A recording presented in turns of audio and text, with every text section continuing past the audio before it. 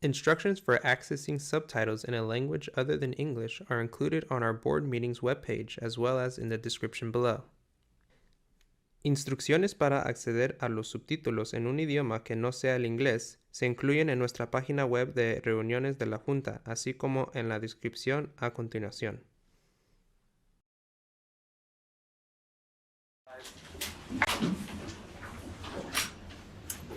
Good evening and welcome to the Ross Valley School District Board of Trustees regular meeting. Today is May 21st, 2025, and I am calling our meeting to order at 5:07 p.m. We have 4 trustees present at the district office here. Myself, Rachel Litwack, Daniel Cassidy, Chris Landels-Cobb, and Shelley Hamilton. Trustee Ryan O'Neill is not present today. We also have cabinet members here. We have Superintendent Graff, we have Julie Wolcott, and Chris Carson. The meeting is being live streamed via YouTube, and the link's on our website and on the agenda. There will be a 60-second delay between the meeting and the YouTube live stream. An audio recording will be available to the public on our district website within 72 hours following the meeting. We will hear public comment on items both on and off the agenda for tonight. Please fill out a comment card if you would like to address the board. Just to let you know that we do not respond to comments. We welcome your feedback, but we as a board are not allowed to discuss items that are not listed on our agenda. So just be aware that we're happy to hear you. We cannot respond to you. And then public comments that are on the agenda item, we will hear those right before the agenda item. We will typically hear the presentation, we will take public comment, and then the board will bring it back for discussion. And once we've done that, we're not allowing further public comments. For items that are not on the agenda, we will hear those comments when we get to the communication section on our agenda. And with that, I will move us along to our actual agenda, which is Pledge of Allegiance and Democratic Reflection.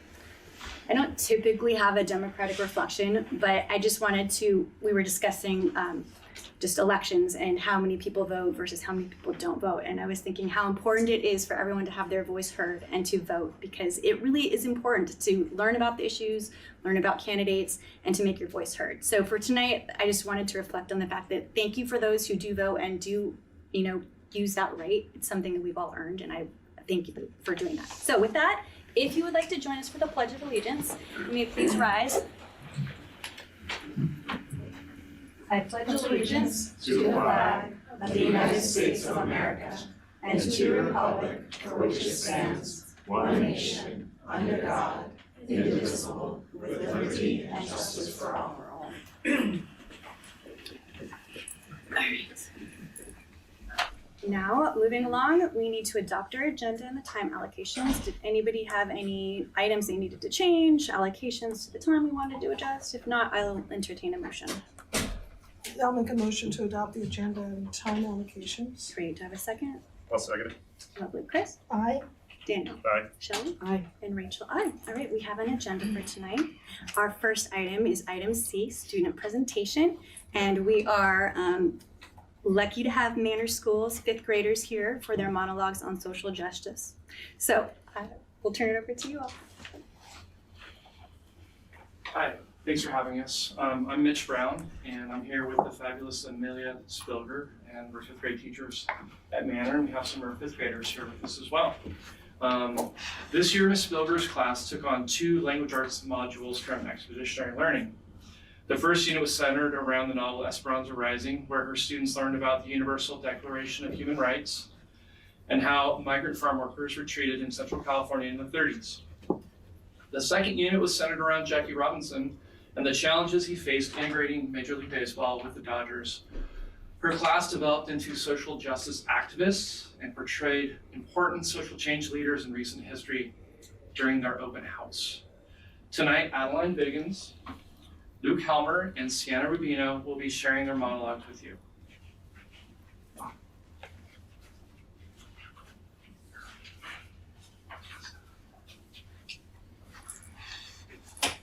My name is Susan, but you may know me as Susan B. Anthony. I was a leader in the women's rights movement. I was born on February 15th, 1820 in Adams, Massachusetts, where my family and I lived until I was 6 years old, and we moved to Battenville, New York, where my father, Daniel, opened a mill. My family and I were Quakers, a religious group that believed in anti-slavery and that girls should have an education. I was the second oldest of 7 children, and I worked at my dad's mill until I was sent to a boarding school in Hamilton, Pennsylvania. And after that, I taught at a school in New Rochelle, New York.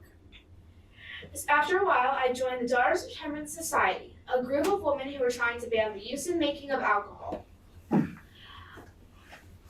When I was visiting one of my dad's friends, Frederick Douglass, I learned of a women's rights convention in Seneca Falls, New York. Some of the ideas shared there were crazy for the time, like women's suffrage. It means women would have the right to vote. How crazy is that? I decided to join the fight for the abolishment of slavery, and I started working as an Underground Railroad conductor in Rochester, New York. Soon the Daughters of Temperance were invited to the Sons of Temperance meeting. After the men had spoken for a while, I got up on stage to speak, but the man speaking told me that the women were invited to listen and learn. I left the hall angry, and with my now good friend Elizabeth Candy Satin, I started the New York Women's Temperance Society. Soon, we had a vote in the society to see if men could hold office. I supported the idea. I thought men and women should be able to work together. The society agreed. But as soon as we let men hold office, they kicked out me and Elizabeth and banned any women's rights support. I was so angry. But I decided the best way to help my cause was to join the women's rights movement. I started giving speeches, traveling around the country, lecturing crowds, and holding protests. Soon, we got women in New York's right to own property. But then the Civil War came. And me and Elizabeth put the movement on pause, which we will later regret. During the Civil War, all of our hard work came undone. Women lost the right to own property in New York, and we had to start from scratch. After I went on another lecture tour, me and Elizabeth started printing a newspaper called The Revolution. But the Revolution was losing money fast. I had to go on another lecture tour to pay off the debt. After a while, I started to travel around the world and give speeches. Soon, I was ready to pass the movement on to the next generation. Elizabeth died at age 86, and I wasn't up to working on the women's rights movement without her. So I started living in a house in Rochester, New York. And on my 86th birthday celebration in Washington, D.C., I said my last words to a crowd of people. Failure is impossible. Only a few days later, I caught pneumonia. On March 13th, 1906, when I was 86 years old, I died.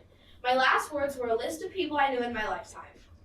I have many museums honoring me, and I am also the first woman to appear on the dollar coin. So my friends, remember, failure is impossible.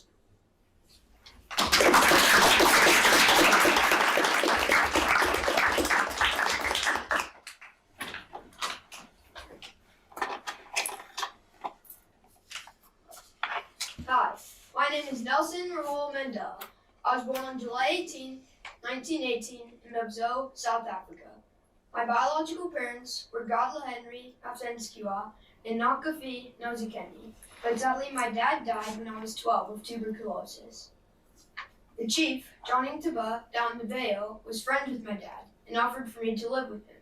My mom thought it was best for me to go with him.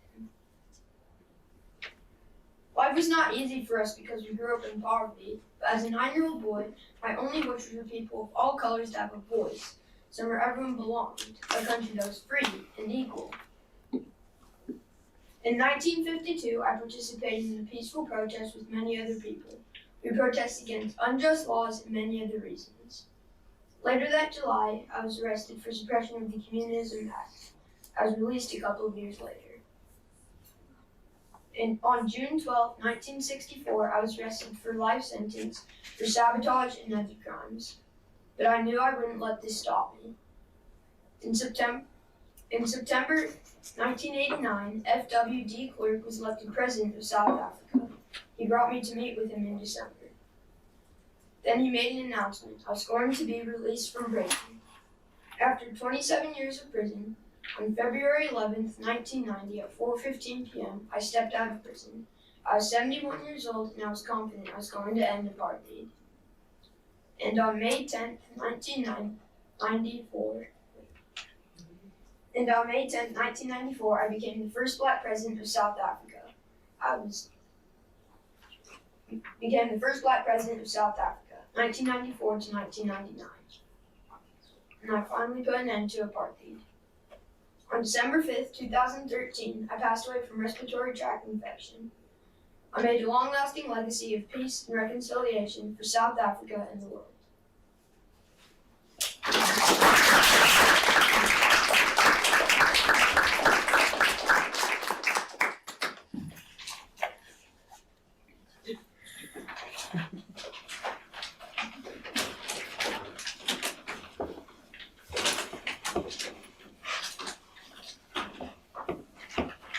Konnichiwa. Watashi wa Ichio Higuchi desu.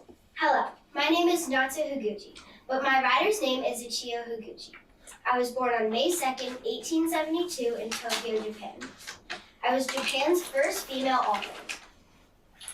Growing up, I always had a passion for writing. Though I knew little about the art of it, my notebook was always a place that helped me stay calm and speak my mind.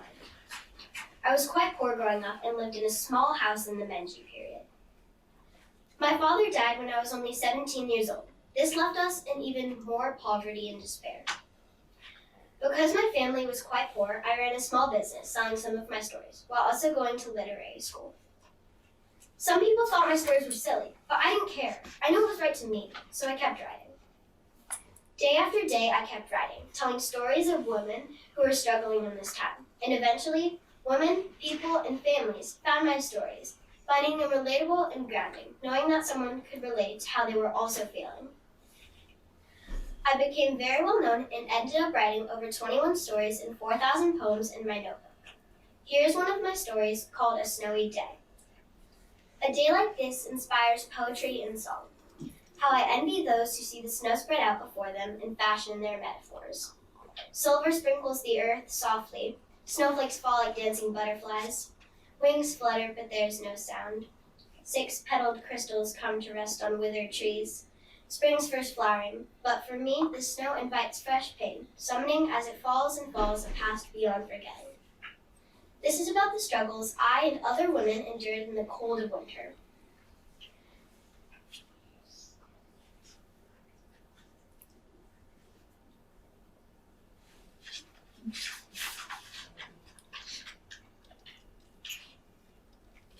In my mid-20s, I fell sick with a virus called tuberculosis, which affected my lungs and breathing.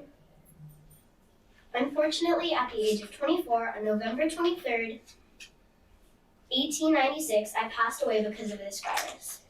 Although my life was short, I still got to do what I love and tell my point of view. I was honored by being the first female on a Japanese yen bill. And in 2006, a memorial museum was built. I'm proud of what I did and know that if I work hard to achieve a goal, it will come true. Arigatou gozaimasu. Thank you.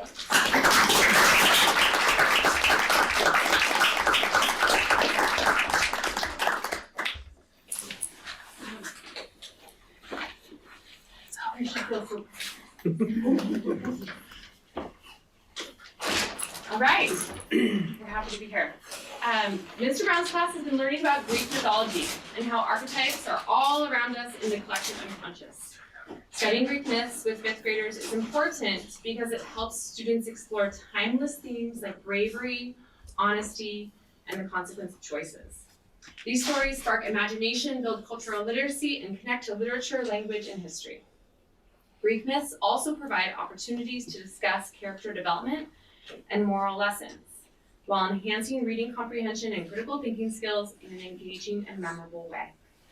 We have a few representatives from our Greek mythology storytelling performed during open house. Their names are Grace Pritz, River Johnston, and Isaac Spiller.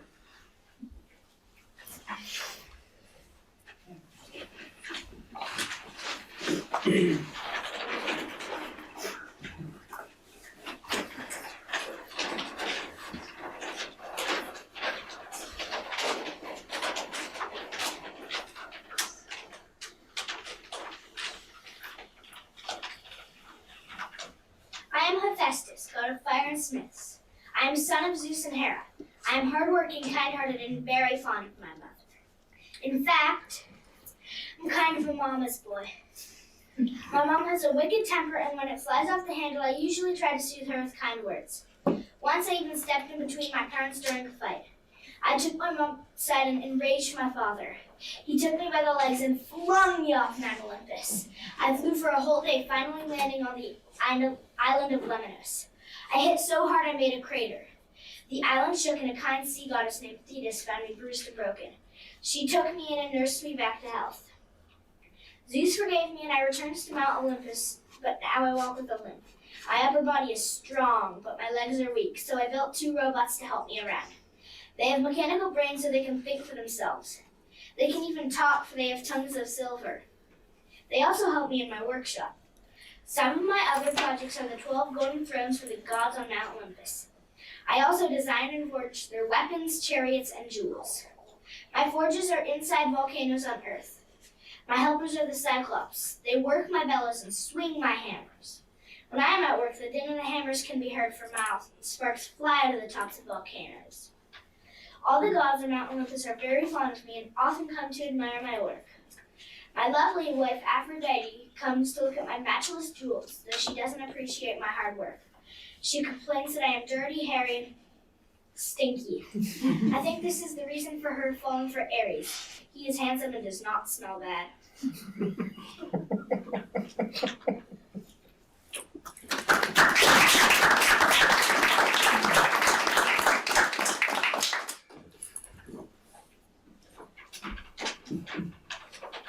People call me a monster, but have you ever heard my side of the story? I'm the Minotaur, half man, half bull. I live in a giant maze called the Labyrinth. It's twisty and turny, and yes, I do get a little cranky down there. Wouldn't you if you were trapped your entire life?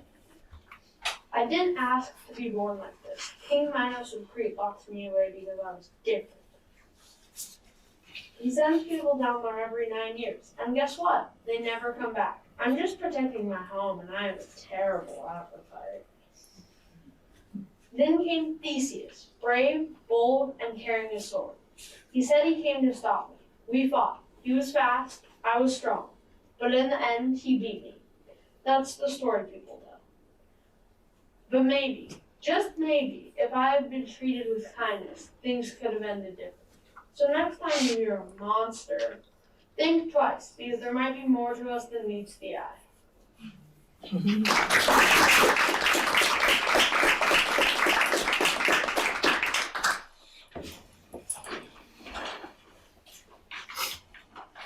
Proudly did the Muses sing of me, for I am Heracles, son of Zeus and Princess Alcmena, strongest man that ever lived.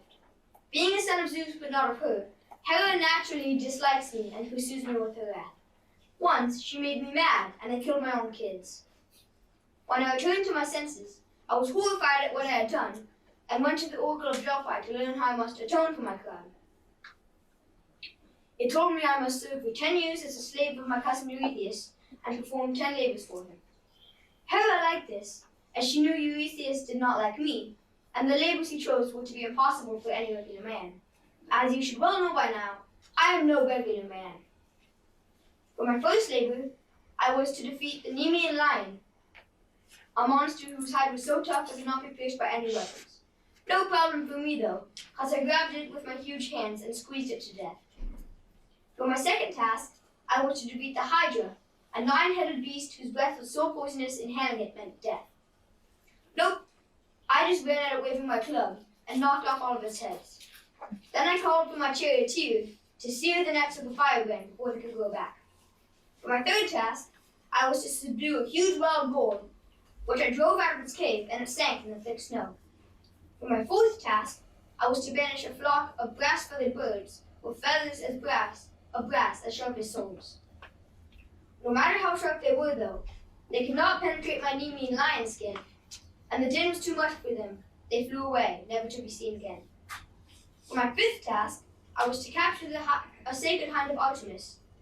I was patient, and it took me almost a year, but I was successful and returned it to the gates of Mycenae.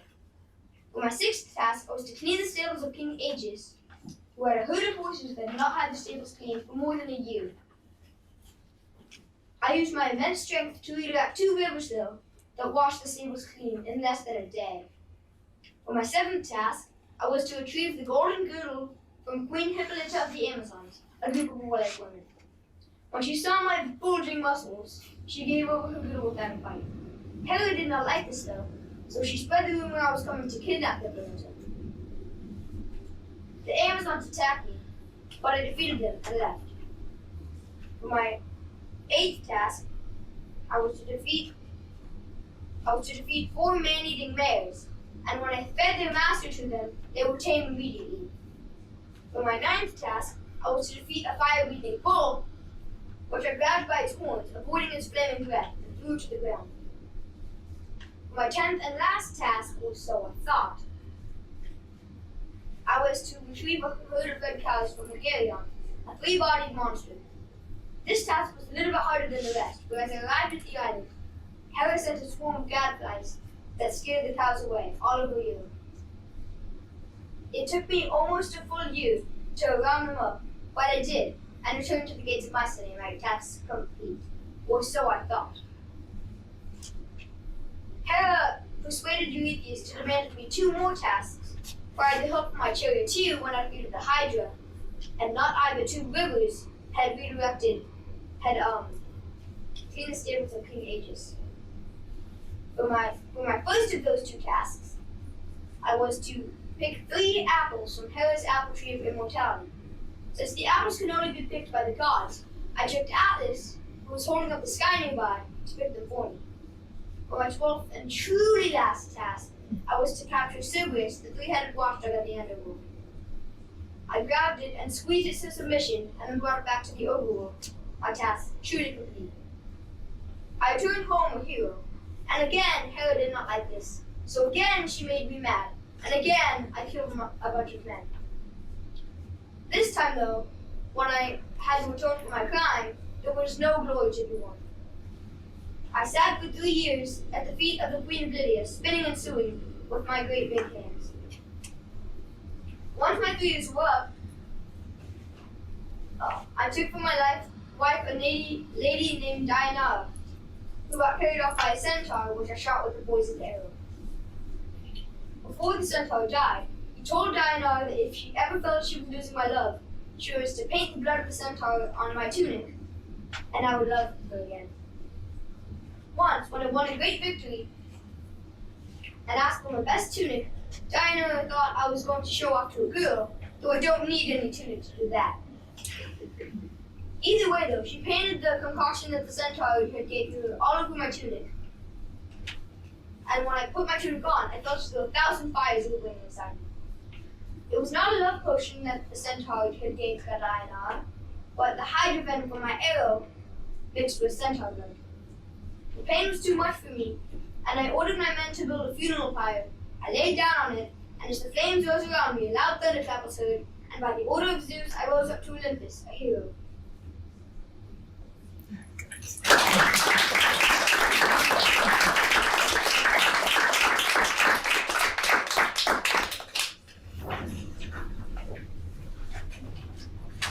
That concludes our presentation. Thank you for listening.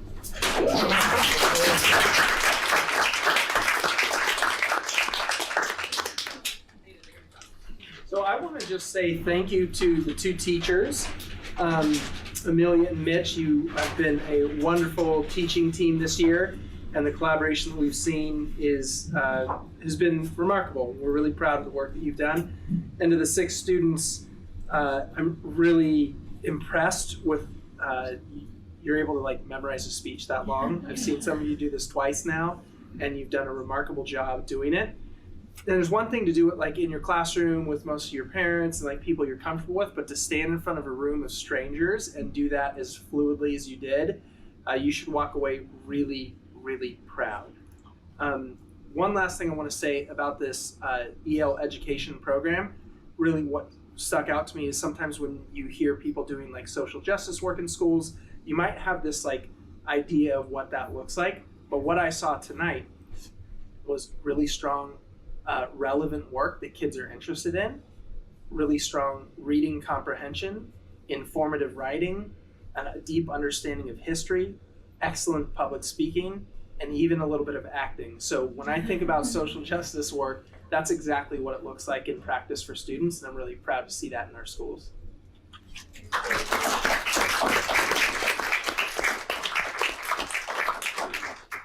Just want to say anything? No questions for me? What were we doing in the 5th grade? That was amazing. That was ridiculously awesome. So nicely done. Yeah, that was incredible. I wrote down the snowy day. I got to go back and read that poem. That was so good. I also want to thank our teachers.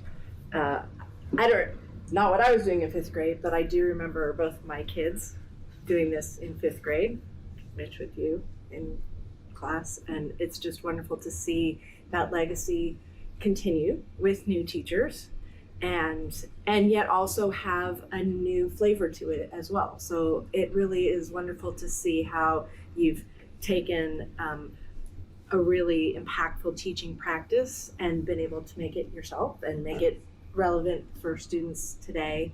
And like you said, to integrate so many different, not just knowledge, but also skills. Because when we think of social justice, part of that is having speaking skills and is being able to take what you learn and then present it to other people. So I just really appreciate the way that this has continued throughout the years, and thank you all so much for continuing that tradition and living into it and sharing it with us. Thank you.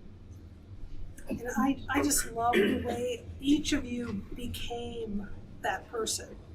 And when you become the thing that you are learning about, I think you create a connection to what that person stood for, and you're able to put that in your own life. And I really saw that in each and every one of you.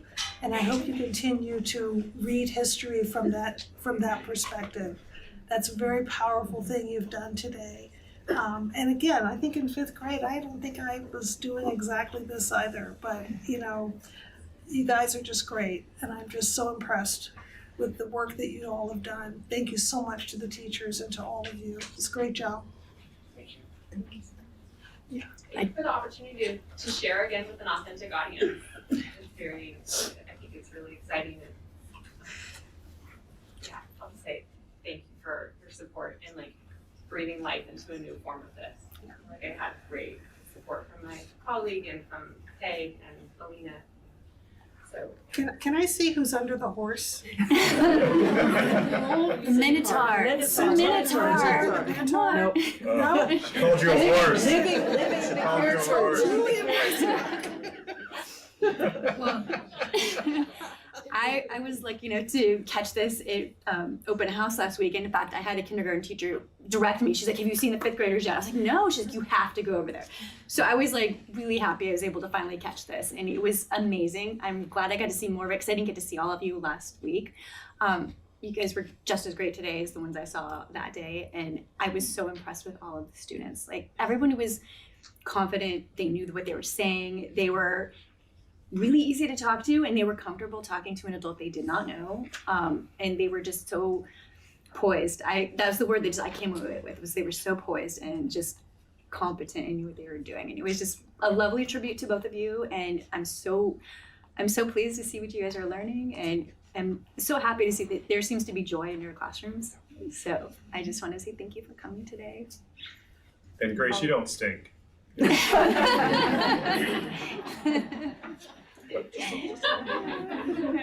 just a little bit. Yeah. Yeah, so we have a tradition here when we have students come to the the district office. If you would like to come up and take a seat here and take some photos with us and let your parents take pictures, because it's kind of fun to pretend to be board president for the Someone day. can pretend to be the superintendent. Feel free. Sit in our seats where you would use that speaking practice if you ever chose to take one of these seats. Here by the boat. Right? It'll be a boss. I'm definitely still Can I see your notes? You can do hot tunic. Yes. Grace. All right. Mom, make sure you get this part. Okay. 1, 2, 3. Looking good. Yeah. Mr. Mandela's. You all fit right in. We're gonna go home now. You guys have a nice You got it? lot of good decisions that need to be made. I'm sure you'll do great. You have such good life experience amongst you. Before you go, we actually have a swirl gift card for all the students. that. Thank you. Oh, yeah. Good job. Thank you. Great job.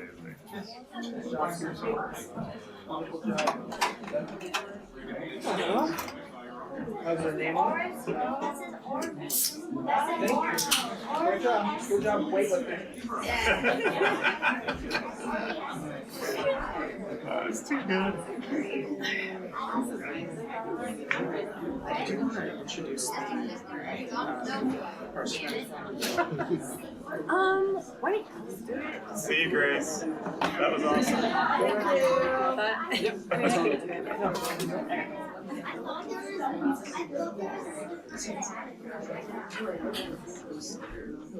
That's just amazing. It was so cool at open house night. It really was. It was amazing. I texted Tyler, I'm like, have you been in the fifth grade rooms? It's so great.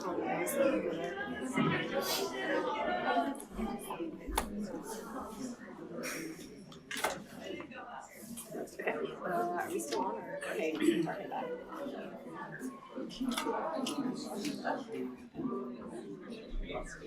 Hey Chris, can you go for it? He's helping with something. No, he's not helping Julie on the computer. Computer translate to Rude.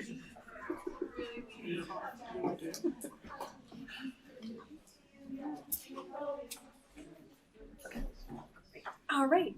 So, students in here, it's always one of the best things possible for a board meeting. I love it. But moving on, we have D, recognition and reception. So our first item here is recognition of Ross Valley School District's 2024 Golden Bell honorees and nominees.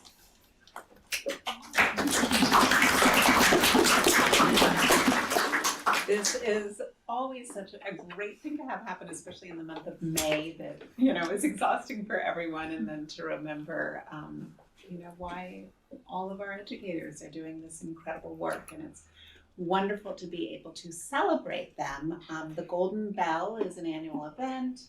It's a county event, and it celebrates our certificated teachers and faculty, our classified employees, as well as this year some of our educational partners. And our principals are here this evening, and they're going to be introducing their Golden Bell recipients. The official celebration is tomorrow over at Dominican, and hopefully everybody will be there for that. It's always terrific. But let's go ahead and start with Brookside. Hi. Can I stand here? Do you want me to be I think more that's great. specific? Okay. It's really, truly an honor to be here to recognize Sammy Hunley as Brookside's Golden Bell recipient this year. Sammy is truly an outstanding educator.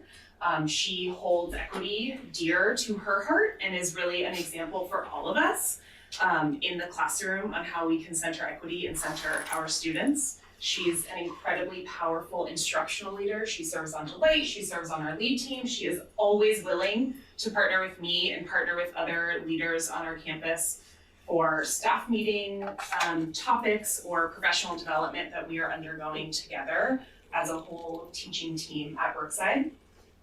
And in the classroom, she creates a supportive and safe environment where students are valued and truly challenged to grow.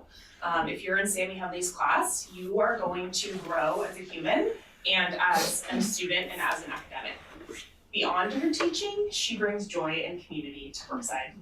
That is something we all really recognize and see in Sammy. If you need a morale boost, Sammy Hunley is gonna make staff awards for people. She's gonna create a super secret staff spirit week. She runs our spirit squad, and in our spirit squad, they create school-wide events and spirit days and school-wide art projects. We are never ever bored with Sammy Hunley. She is the brains behind our rock, paper, scissors tournament. We build community with Sammy Hunley. Thank you for everything you do for Brookside. We are so lucky. Your students are lucky. Your team is lucky. We really appreciate you.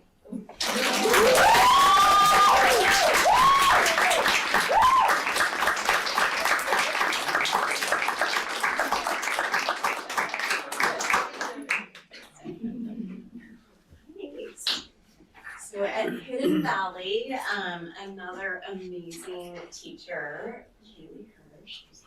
There you are.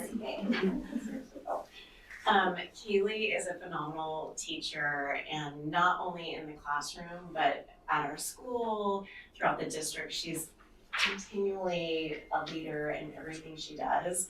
But I think the thing that shows up most is her community building. I had to write this because I didn't want to tear up. So this quote reminded me of Kaylee. The sense of community is the most essential element in building a better world. From overnight trips to Gold Country, where kids, and the chaperones, myself included, come home with dirt under their fingernails and in their ears, as well as gold dust in their dreams, to raising trout and releasing them into the wild with care and reverence. Students in Kaylee's class experience learning that reaches far beyond the book or even the years spent in their class. They develop real-world skills like building a business from idea formation to product development to marketing, all within a culture of collaboration and purpose. These rich hands-on experiences teach students not only content, but character. Through each challenge and project, they learn to support one another to persevere and to use their knowledge to make a positive impact on the larger world. Thank you, Kaylee, for making and inspiring others. For inspiring others and making the world in Hidden Valley a better place.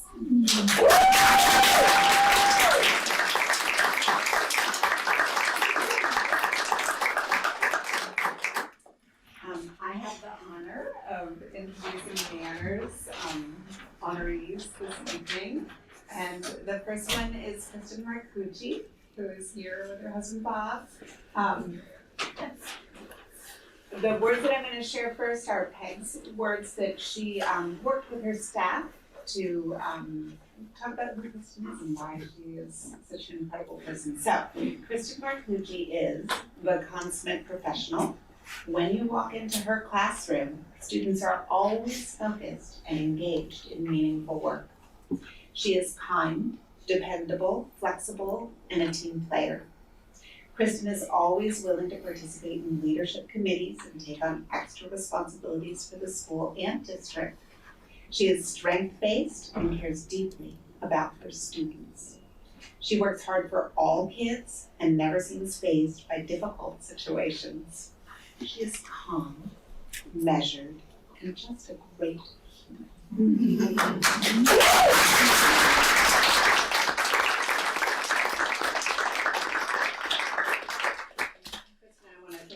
All you've done to support, the district and our work. Kristen's on our right team, and she's one of our pilot teachers. And I will definitely say every time I walk in the room, I'm amazed. There's always this beautiful, really unique artwork that's integrated into the learning, and just we're so happy that you're here. And I also have the honor of introducing Margaret Hirsch. And Margaret, and this again comes from Peg and her staff, joined the Manor community in August of 2023. In her role as a special education aide, Margaret has demonstrated an exceptional level of knowledge and professionalism. She is intelligent, hardworking, and kind. Margaret goes above and beyond for students and/or the school or district. She is very flexible and is always positive and upbeat. Margaret is a complete rock star teacher who is strength-based, kind, collaborative, and always willing to help. She radiates calm and is friendly, sweet, and such a pleasure to work with. Margaret has built a wonderful relationship with the student, staff, and community at Manor. Margaret deserves the Golden Bell because she is simply golden. Congratulations, Margaret.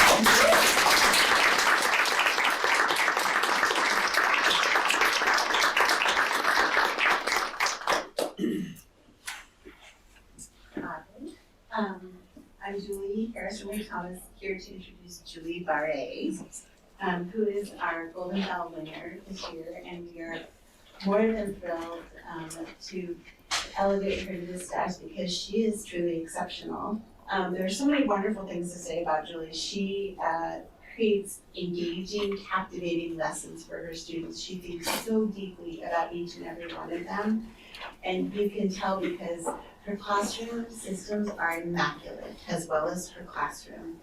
And everything she does has this very beautiful polished nature to it, this calm elegance that runs through there, and the students always have something magical happening, whether it's making arrows, hitting for targets, or something wonderful that she's put together to just make sure learning is really exciting and fun and absolutely differentiated for each and every learner. As a colleague, she goes above and beyond. Currently, she's sitting on school site council. She's been involved in the leadership team. She's piloting with the district. And she's always partnering with her grade level partners and our staff. She's very fun. She has an incredible dry sense of humor, so she keeps us in stitches and reminds us that life is full of joys and we could all be a little more organized. She's amazing.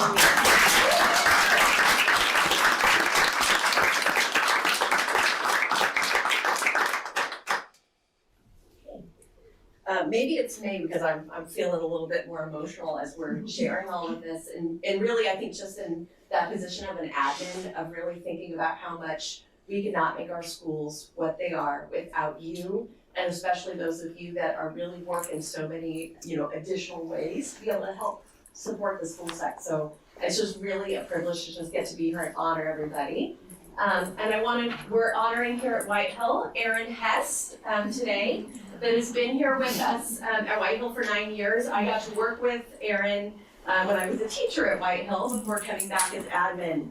And one of the things I think across the board, hearing from staff, from students, from input from others about Erin is really just what an incredible supporter he is.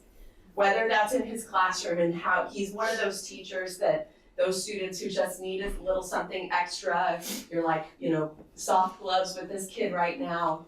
He always is able to kind of create that space in that classroom, be able to hold those students and be able to help them, kind of develop some confidence and grow.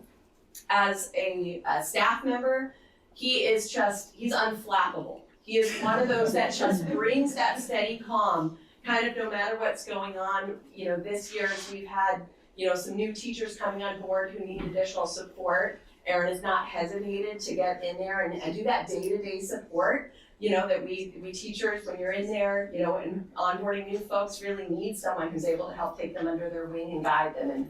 And Erin, we're incredibly grateful to have you at White Hill and thrilled to be honoring you today.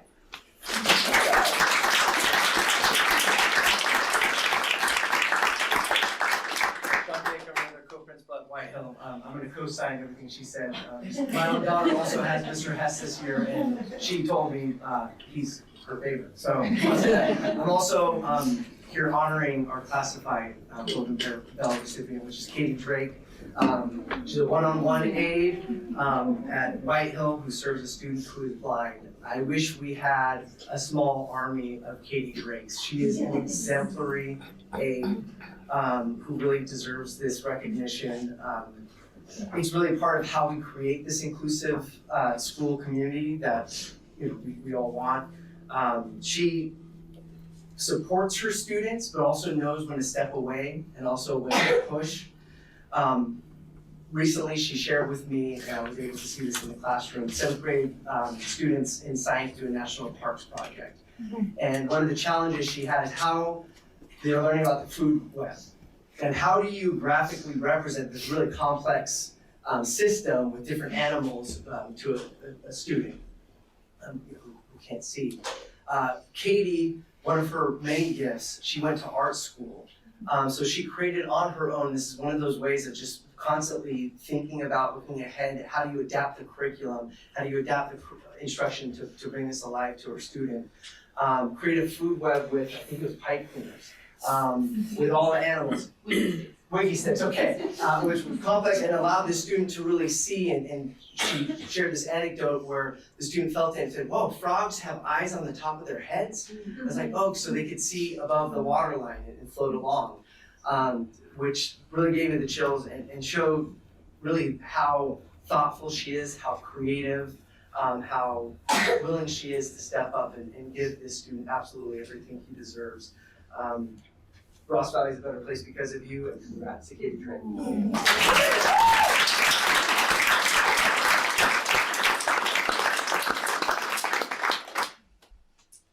All right, so I think one of the things that I was taught like right away when I was a teacher is the person you need to get to know first is the school site admin.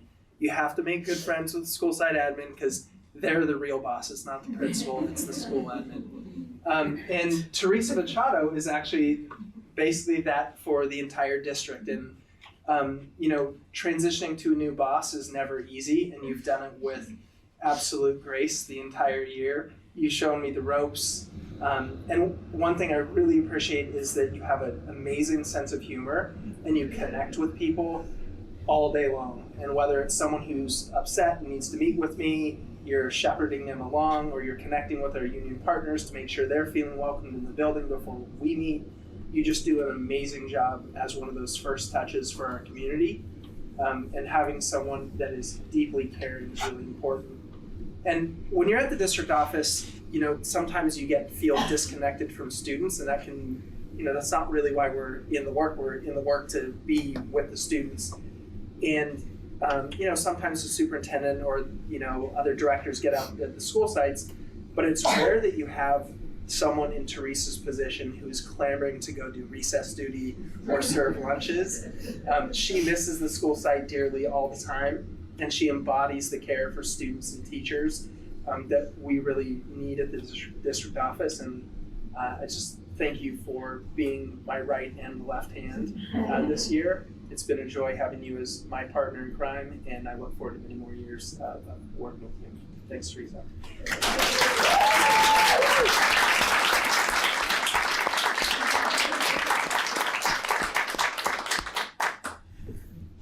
And then we also have a community partner. Do we have Zero Waste Marin in the building? So we also want to name Zero Waste Marin as our community partner for helping us with all of the waste on campus and having our green teams at the school sites and making sure students understand you know, the difference between compost and trash and recycling. And it's really cool when you're out at school sites at lunchtime, you see little kids kind of helping people put the waste in the right bucket. And it's nice to have students from, you know, first and second grade understand that as they move up. So having Zero Waste Marin on campus has been great. So I want to give you a big shout out as well.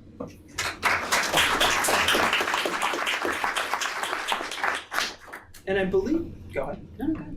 I was going to say, I believe we have everybody come up here for a photo with the board. Yeah. It'd be lovely to celebrate you all. So yes, all the Golden Bell recipients, come on out.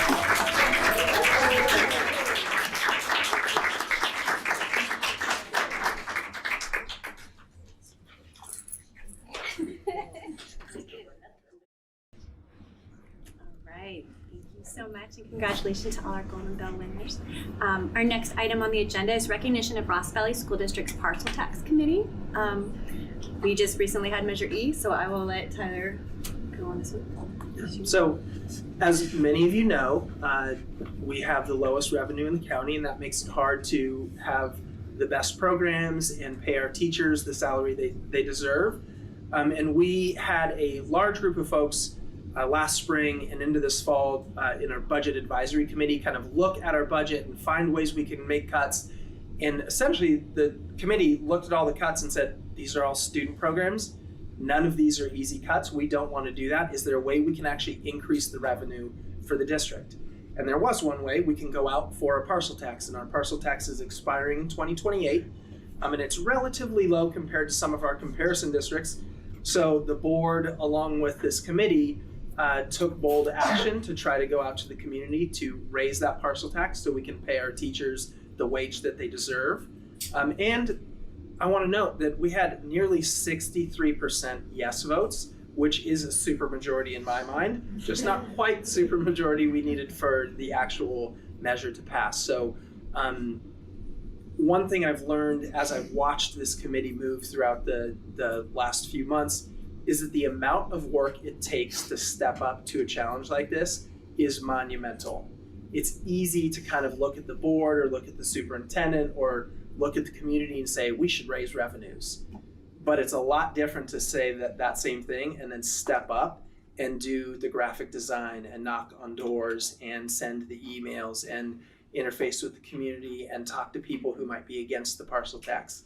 And this committee did that for months and months on end. And I'm really proud of what we did because we had opposition and it was on a special election, which in my opinion is a higher bar and harder to get people out to vote for.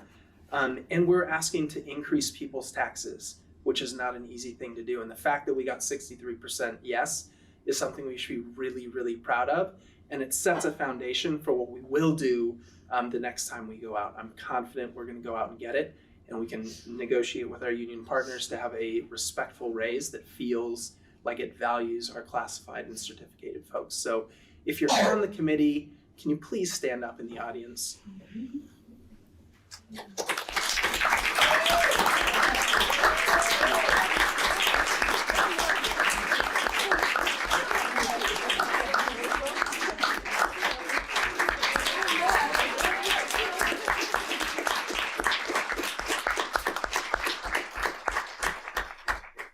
And I think, many of you have probably heard me say this already. I kind of went through my own cycle of grief on this from like the night getting the results, just being completely deflated and disappointed. And then kind of, understanding the context and then feeling a lot of pride and then kind of being able to look back a little bit, even though it was just a few weeks ago.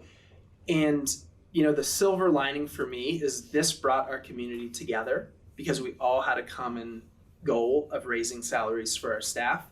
And we had board members, teachers, union partners, administrators, family members, and students all pushing towards this, whether it was, waving signs at the hub or knocking doors or advocating at the Fairfax or San Anselmo city council meetings. Everybody stepped up. And I think my call to action between now and the next time we go out is to stay together. We have to stay together in order to make sure we get this thing passed the next time we go out. So I just want to give my sincerest gratitude to those folks that did just an amazing amount of work in between your regular jobs and taking care of kids and all the other things you have going on. And I'm sure the board has some things that they'd like to share with you as well.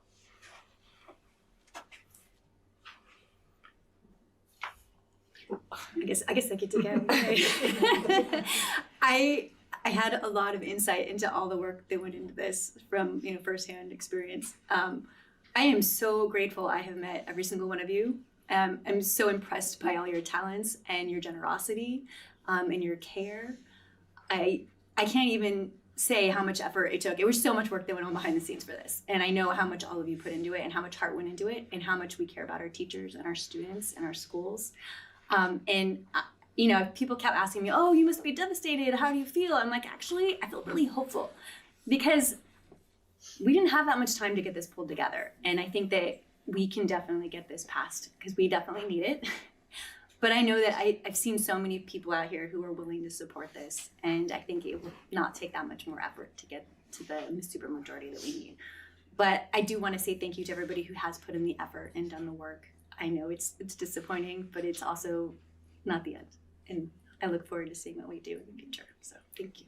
Yeah, I agree. I was in awe of this team.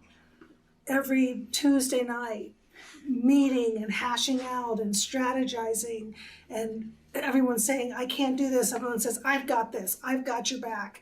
It was truly an honor to be in the mix of great leadership.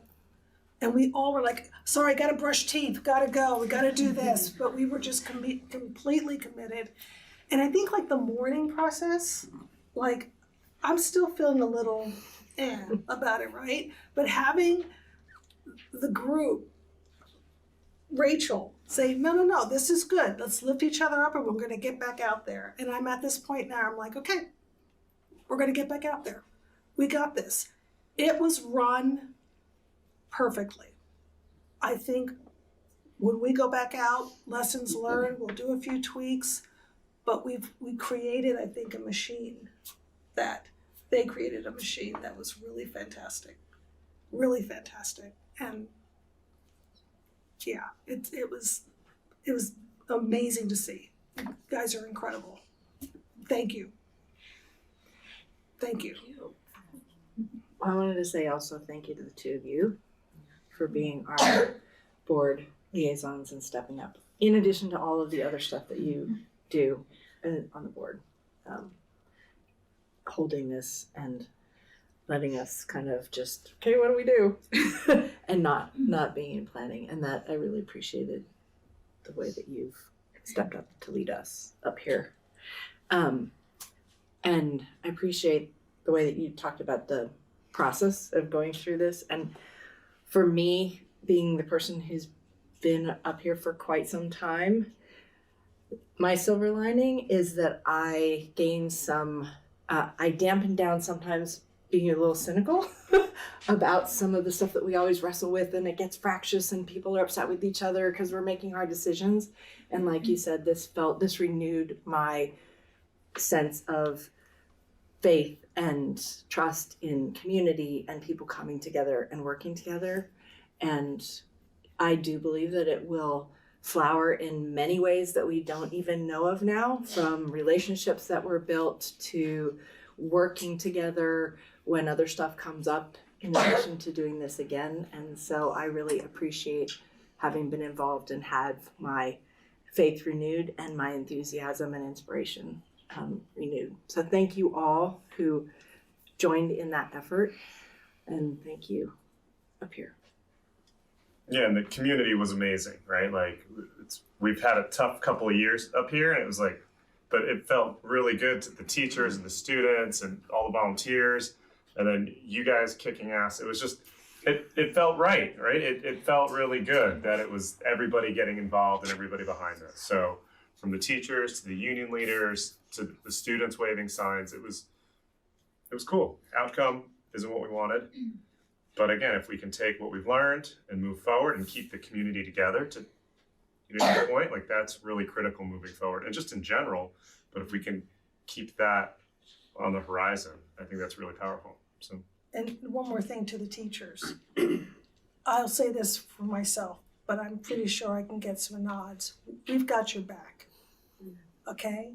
If I go down fighting before I leave this, I will leave this role knowing, whether I have scratches all over me and beaten and bruised, I have got your back, and we're gonna get this thing passed, okay? So stay tight, have faith, because when I have got your back, all right? And the community has your back, that I know. So just one more time, right, guys? One more time. All right. And with that, I just want to say thank you, and you want to go on to a celebration of everybody out here who's amazing and remarkable and yeah. Perfect. All right. So. Okay.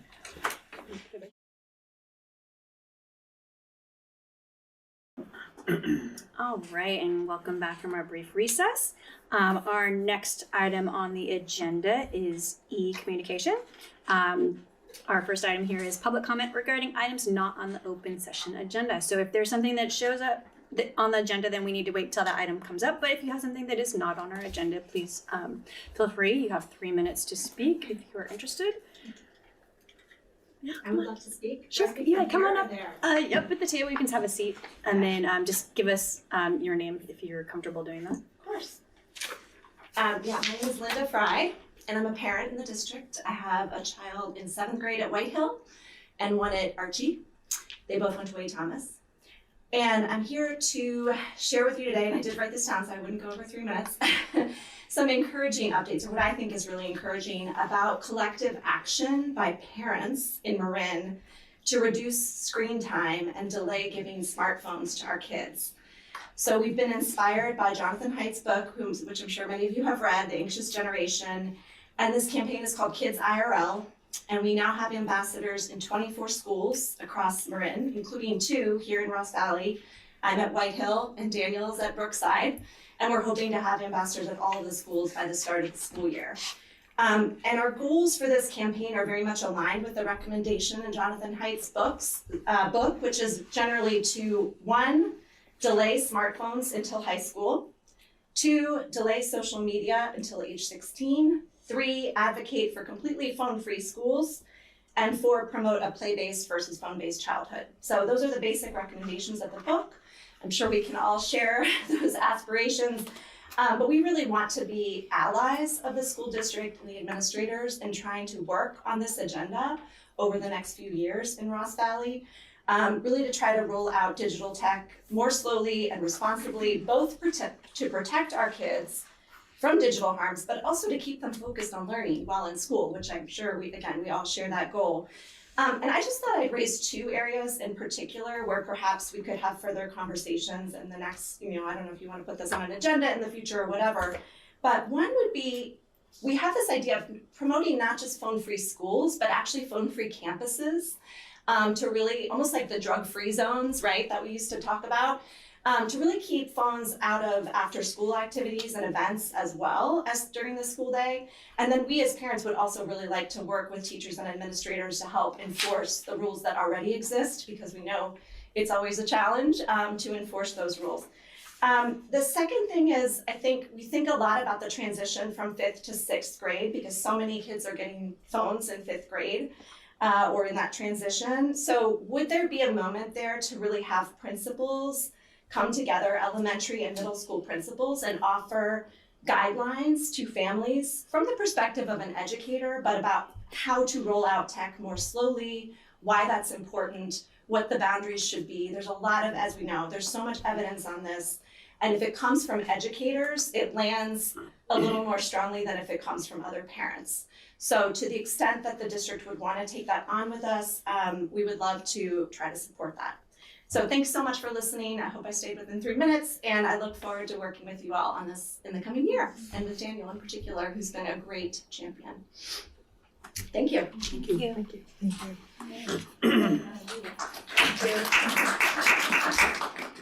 Do we have any other public comments at this time on items not on the agenda? Okay.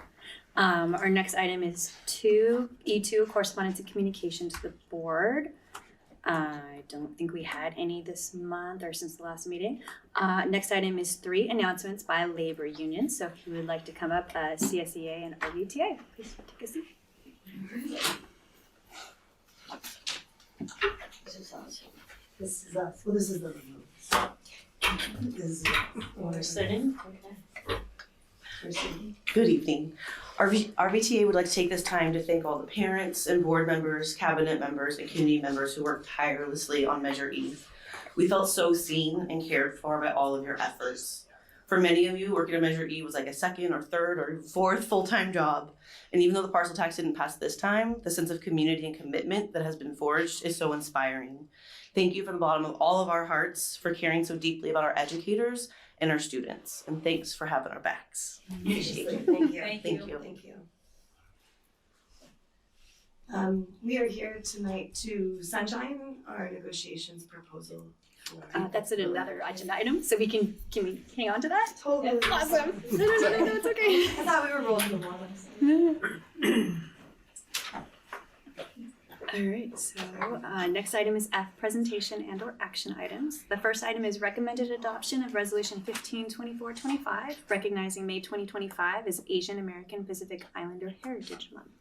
Yeah, wonderful. So I just wanted to bring, we actually have 2 resolutions. The first one is for AAPI, or Asian American Pacific Islander Heritage Month, here in May.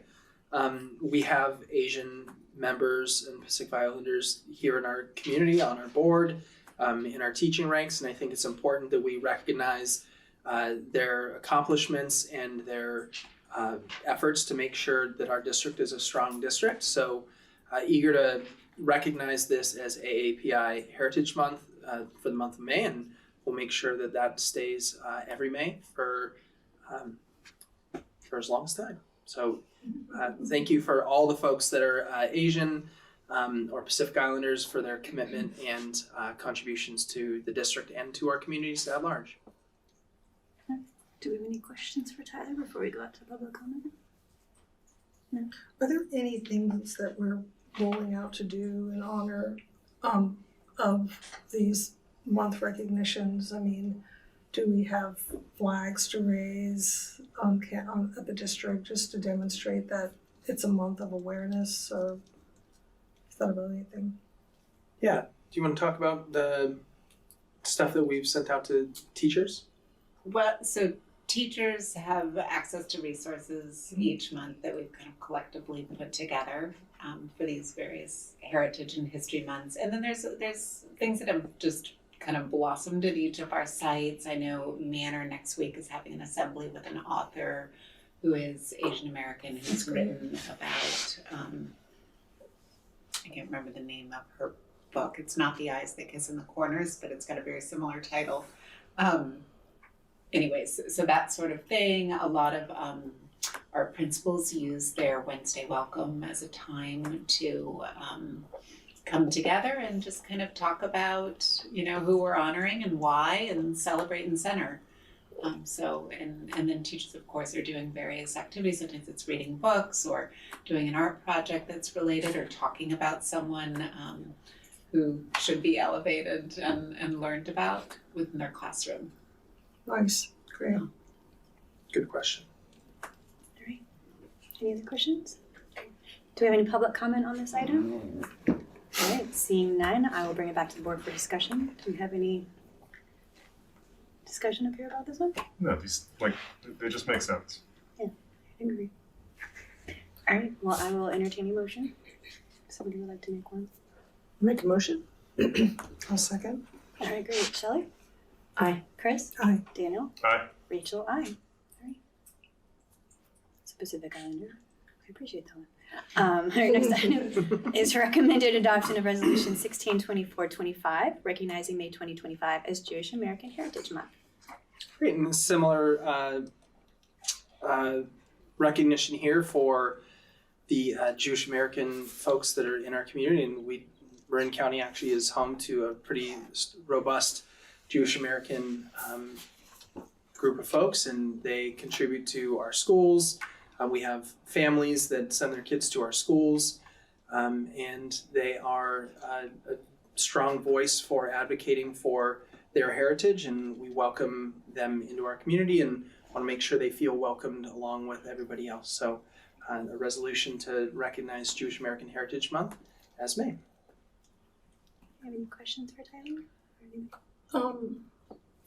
Minor, I know we have a joke in the Black community that the shortest month of the year is one we get for recognizing Black history, right? And I just was wondering about thoughts around having 2 months for 1 month for two heritage identities, and I just wasn't quite sure, is that something we want to do, or have you? We try to follow, so the CDE has a listing of ones that the state of California follows, and then there's National Heritage Months, and so we just try to stay in alignment. So this is following a scaffolding. Everywhere. Okay. Yeah. Okay. And I do remember often it is on a particular month for a particular anniversary of some. Right, okay. I don't know what the hell. That's helpful to understand that we're following, we're sunshining this with okay. It's a good call out, because I don't want Asian Pacific Islanders or Jewish Americans to feel shortchanged. It's great. We should share the space, right? Yeah. But we share the month. I just want to make sure we have a rationale for it. That's all. Absolutely. Okay. Thank you for saying that out loud, because it did cross my mind when I was a kid. I was like, oh, that's interesting. They don't even get a whole month. What's up with that? Any other questions? No? All right, do any public comment on this item? All right, seeing none, I will entertain a motion on this resolution. I will make a motion to adopt the resolution 16-2425, recognizing May 2025 as Jewish American Heritage Month. Great. Do we have a second? All right, so a second and then a motion. Chris? Aye. Shelley? Aye. Daniel? Aye. And Rachel? Aye. All right, so thank you for approving that one. I also have Jewish family members, so I'm sure they would appreciate that as well. The next item is 3, recommended appointment of Lori O'Connor as Director of Student Services. I am beyond excited to bring Lori O'Connor to you for appointment to the Director of Student Services, and I just want to say a few things about Lori. She's actually finishing her doctorate right now, so she's been a lifelong learner and deeply committed to her own learning, which I think is critically important in a role such as hers. She's been a classroom teacher, she's been an assistant principal, she's been a principal, she's been a director of special education and a director of student services. So she comes through the district with a wide breadth of experience. And I believe she said she's had 17 years as an administrator. So not only does she bring her teaching background to us, but she has a lot of administration experience as well. I'm excited to bring her on board. There's people that are clamoring to meet with her already. I just want to recognize that she would start on July 1st. She will be here tomorrow to do an onboarding day with Eric, along with a number of other people at the district office. And then Amanda Wagner and I will take her out to lunch on July 16th or 17th to just kind of get to know her a little bit better, and also kind of introduce her to Brookside, because Brookside has the SDC classrooms. We want to make sure that she has a good connection with Amanda and kind of understands the context of Brookside. So without further ado, I'd like to invite Lori O'Connor up to say a few words.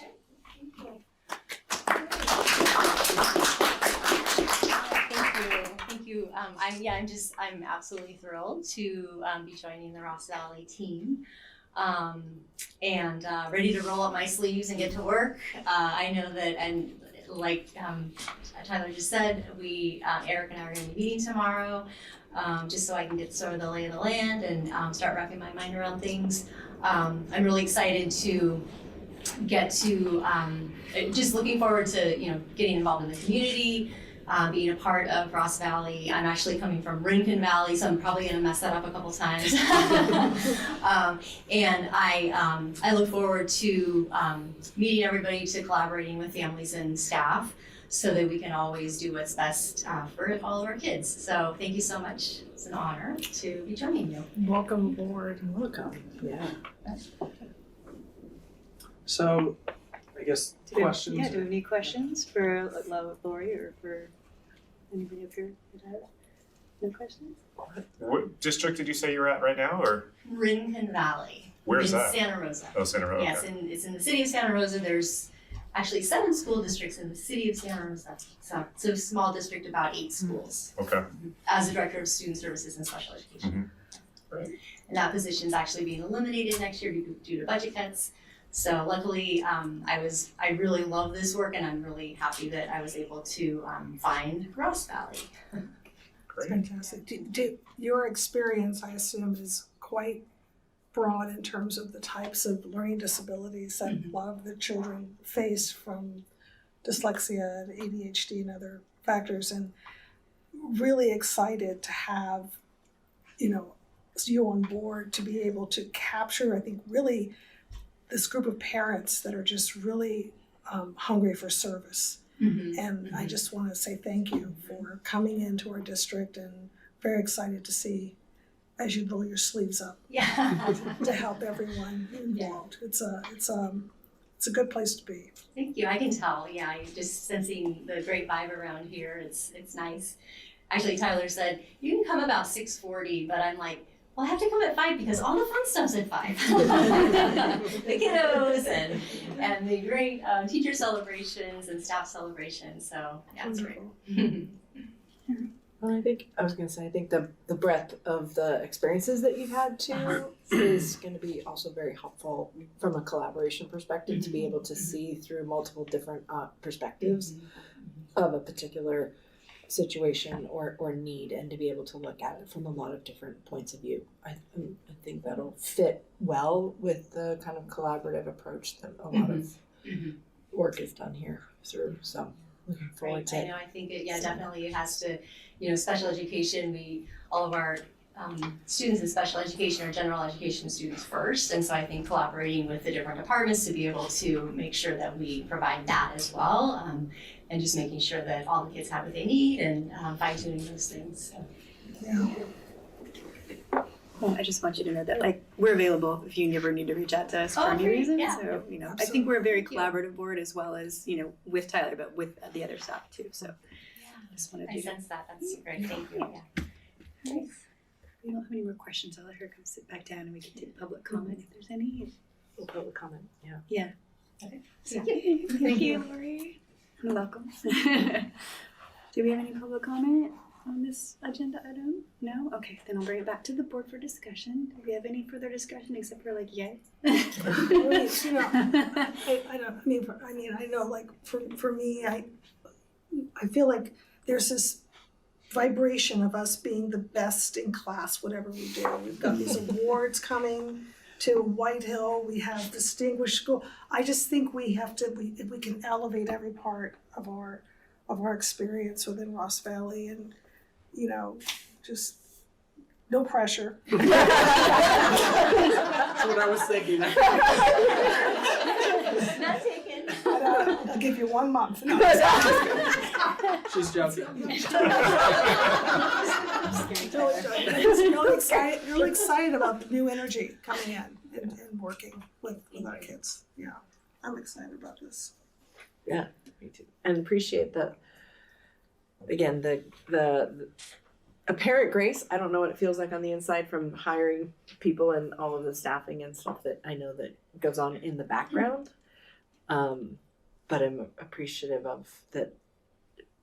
You just find people, wonderful people, to continue to move into vacancies that we've had. And I know that it's not without a lot of effort, thought, skill, all of that. So This is a really difficult position to fill. Yeah. So to find someone with this level of experience we're really lucky. And then Julie did an amazing job putting together kind of a two-level interview process that had actual products that interviewees had to come with to show that they have some of the skills that we're looking for. And the first interview panel was full of, administrators, teachers, parents of general ed students, parents of special ed students. So it was a really robust group that kind of made that first vetting. So we're really proud that Lori made it through, and the interview panels were really excited to have her on board. Awesome. Fantastic. Great. Any other discussion? If not, I will entertain a motion on this. what exactly would that motion be? To accept the recommendation? A move to approve the appointment of Lori. Yeah, so I'll make a motion to approve the appointment of Lori O'Connor as the new Director of Student Services, effective July 1st, 2025. Great. Do I have a second? I will second. Fantastic. Daniel. Aye. Chris. Aye. Shelley. Aye. Rachel. Aye. Welcome aboard. Welcome aboard.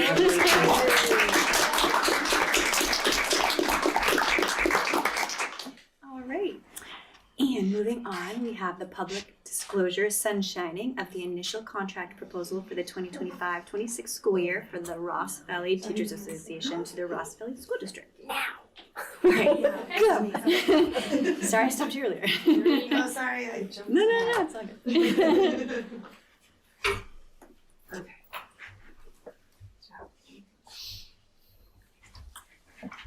All right, so we are your Ross Valley Teachers Association, part of the executive board here.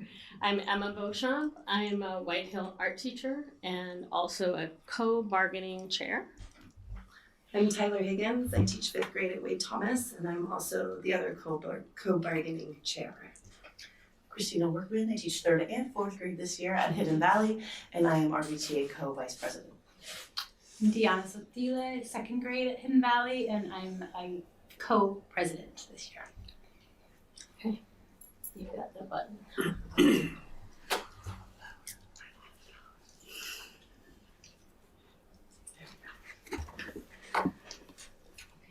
Okay, we just wanted to say another thank you to you guys for all of your work, to Tyler Graff and Rachel and Chris and Shelley. You guys really came together, brought our whole community together, and we felt seen.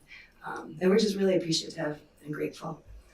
And the spirit of collaboration, of working together to solve this problem that we feel hopeful about, even though it's delayed now. So with that, we still have to move forward with our negotiations that we do every year for our contract.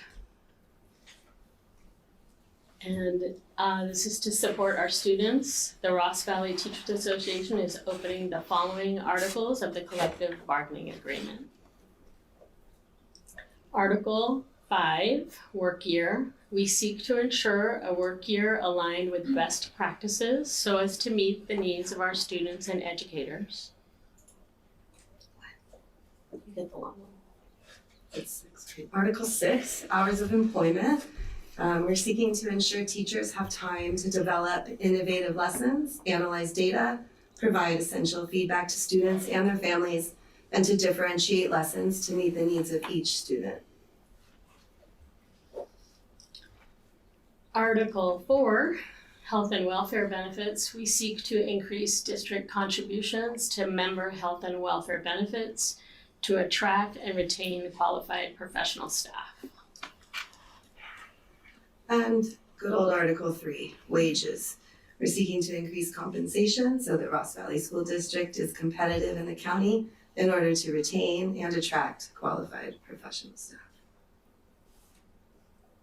Thank you for your time tonight. Thank you. Thank you, everybody. Thank you. All right. Do we have any questions for them? No questions? All right. Do we have any public comment on this item? All right. So we do have a public comment. If you ladies like to stay. Thank you so much. So I had to state your name so people listening know who's talking, please. Thanks. PJ Pfeffer. 3 minutes. Chris, can you? Thank you. I'll be quick. PJ Pfeffer, Manor parent. For this item, I just wanted to reiterate something that, I know the board has talked about before, but in light of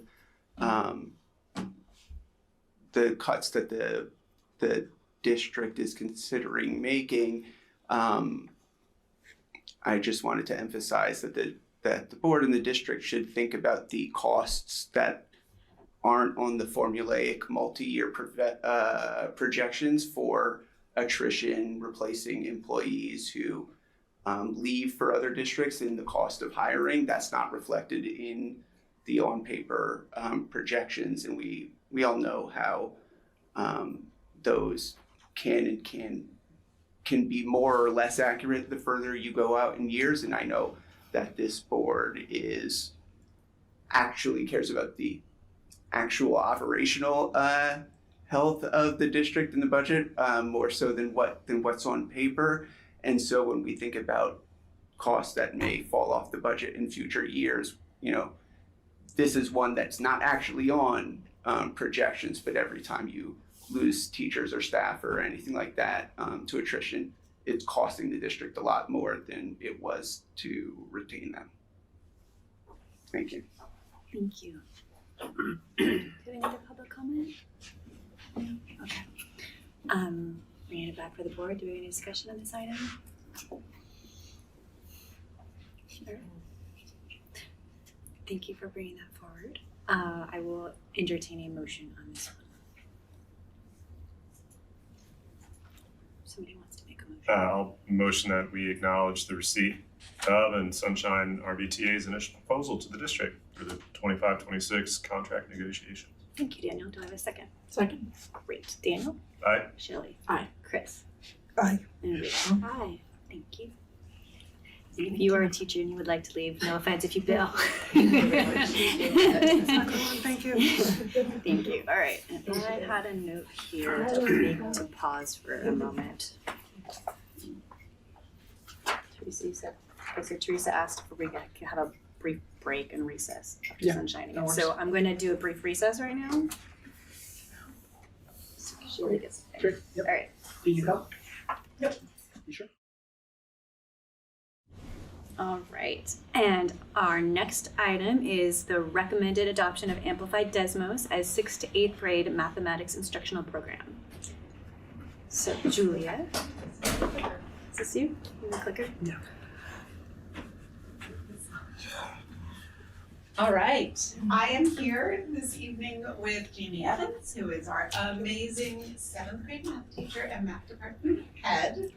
And Jamie has been super instrumental in helping to move us through this whole process of getting to the place where we are, which that's the last page. Oh.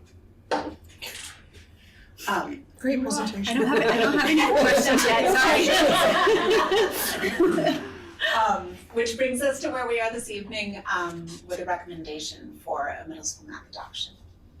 So just thought I would start off with this overly complicated looking slide that relates to the math framework. The California Math Framework came out, I think, last year, and that diagram sort of describes what California mathematics is about. So if you look on that left column, those are the math practices, and that's how we do math. We model, we reason, we attend to precision, those kinds of things. And then if you look across the bottom there, that's what we do with math. We communicate data, we explore changing quantities, and those sorts of things. And then the swirls in the middle are the why, which is a question middle school kids will often ask is, why do we need to learn this? But we learn mathematics to make sense of the world, to predict what might happen, and to impact the future. So that's kind of the big thinking of the mathematics framework. And actually one of the kind of key ideas of the math framework is this notion of big ideas within each grade level, and really focusing on how mathematics is connected and not these discrete different parts. It's not now we're gonna learn addition and now we're gonna learn multiplication. Addition and multiplication are very much connected to one another. Alrighty. So our pilot process, maybe 4 years ago, we were using CPM as our core program, and teachers started dabbling. And they were dabbling because they were components of CPM that they really liked, but there were some pieces that they felt were missing. One of the things that we did was we took a group of teachers to Asilomar. They have a yearly math conference. And that was a time where the math framework was coming out, so we were learning about the math framework, and we were able to talk with colleagues from all over California. And a lot of vendors were there, so we were getting kind of sneak previews of various programs. And teachers were just starting to use some different programs, one of which is Desmos. And so that's kind of the beginning of supplementing with these different programs. And then in 23-24, last year, we made the decision that we wanted to bring in Desmos as a supplemental program. And Desmos actually started as a digital calculator originally. And then they just kept, it's a very innovative organization. And then attending, I think I put Asilomar twice. Was it last year that we went, or the year before? It was last year. It was last year, okay, move that over. All right, and then this year, we decided to move forward with a full pilot of Amplify Desmos. And the curriculum that we were using last year was more of a supplemental curriculum in terms of the way it was written. What we piloted this year is a full-on mathematics program, and they had added a lot more components to it, a student workbook, a lot more practice, and just more connectedness. And then one other thing I wanted to say about Amplify Desmos is the curriculum itself is rooted in a curriculum called Illustrative Mathematics. And Illustrative Mathematics was written by a group of math folk, one of whom was one of the authors of the Common Core Math. And that particular program, it's an open source program that you can find online. When I taught math, I used it. But various organizations have kind of taken that kind of core curriculum and made it theirs. And Desmos is one of those organizations that has done that work. I also kind of paid a lot of attention to Desmos because honestly, there are such cool people that work at Desmos. Like Tyler often is using sports analogies. So like, I don't know, like Michael Jordan kind of works at Desmos. He works there? Dan Meyer. Dan Meyer. Von Wynn. Like these math gurus that I've known about for a long time, and I think You're a fangirl, come on. I'm a fangirl. Okay. So a part of any adoption is adoption process is first really taking some time as a group to figure out what is it that we are looking for. And that's understanding kind of what we need to be looking for, understanding the standards, understanding the math framework, but then also understanding our particular needs as a district and as a school. And so our math department had a number of meeting days, and one of the first things we did was we just got together and we said, and we did this with the ELA adoption as well, of, you know, what are we really looking for, you know, like what are non-negotiables, what is it that's missing? And then we started crafting this lens. So the first two criteria, the first one there is standards and rigor. It's really the core of your mathematics program, making sure that it's covering all the standards and that it's rigorous for every student, regardless of what level they're on. And then that second criteria, the standards for mathematical practice, really takes us to that belief that, you know, I think a lot of people think about math as computation, and math is so much more than computation. Computation is actually the least interesting part of mathematics. And those math practices that are the how you do math and that really big thinking, which is actually the math that we use when we leave, you know, and the math that all of you use when you're doing whatever it is that you're doing, is what's important. So that's really critical. And then what you see on here, this is, I can't remember which grade level this is an example for, but we have our indicators for each of those criteria. And then teachers worked in grade level teams to find evidence of the criteria and then what's missing, because guess what? Every program, doesn't actually matter what the content area is, has some pieces that are missing. And what's most important is figuring out which pieces that are missing are easy for us to work with and which ones are kind of non-negotiables. And then the other two big areas, criteria, accessibility, making sure that this is curriculum that's going to meet the needs of our special education students, of our students who are multilingual learners, of our students who really need a lot of challenge. They're kind of, math is their thing, it's their favorite thing, and they need more. We want a thinking program for every kid. And then usability for teachers is super important as well. And there's criteria in there around assessments and lessons and all of those pieces. And you can see our average scores up there too. Okay. All right, so we brought some students to you in March, and they kind of got you in one of our digital lessons so you could play around with the features. We really wanted to make sure that you had a glimpse of what it was like to be in a classroom using the Desmos curriculum. We want to make you feel very comfortable that students aren't just staring at a computer all day long. We're very smart about when we choose to use technology versus pencil to paper. And we make sure that when we're using the tech, it is fostering collaboration and group discussion. It's not just quieting down the students and sending them to work on their own. So Julia pulled together this amazing video. I think she missed her calling as a movie director. And we're hoping that you can get a sense of what it really feels like in a classroom. Oh, sound. Okay, let's figure out how we do a cone. Do we do a cylinder with like a triangle? We're gonna find out. That's the whole point of today's lesson. I'm gonna let you know how our workflow is gonna work today. We're gonna do our Desmos lesson. Don't forget the pie, folks. Remember the pie? The pie is how many squares fit into the circle, and we realized we needed a little bit more than 3. Are they equivalent? No. Yes. If I had 15 times 3.14, is that the same as if I took 12 3.14s and 3 Okay, what's your yes rate? So if you have like parentheses and you have the pi on the outside, if you have 12 and plus 3 on the inside, you distribute it so you get 12 pi plus 3 pi.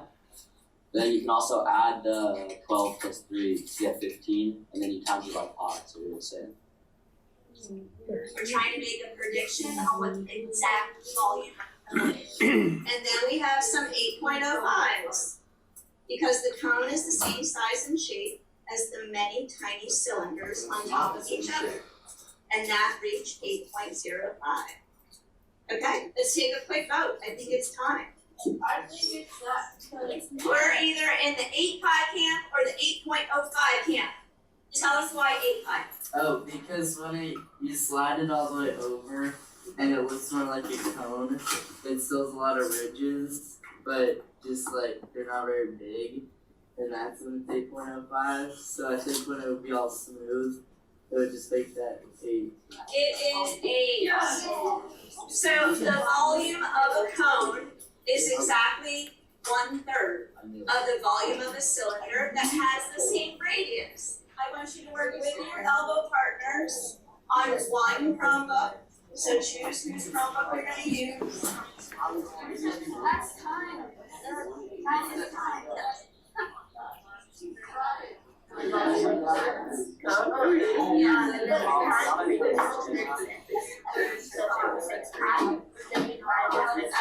Where is north is 24.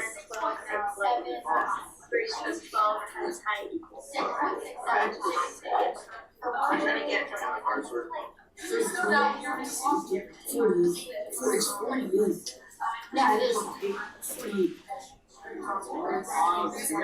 It's 36. You guys. I mean, 32. See what I say. Nice directing job there. That was good. I'm just and I do that every week.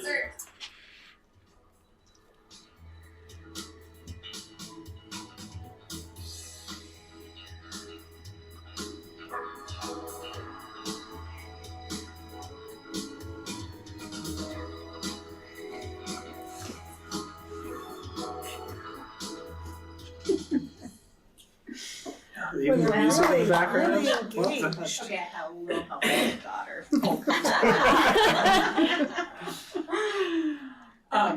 It just makes me smile. Like, even I've watched this video several times, and the way the kids are engaging, Yeah, they're and like really they engaged. get competitive, they get excited about it. That's, what teaching is all about. I thought it was cool that there's, just the facilities too. There's space for paper, there's space for the laptop, there's speed calculators, right? So it's kind of, that's kind of neat to see using everything.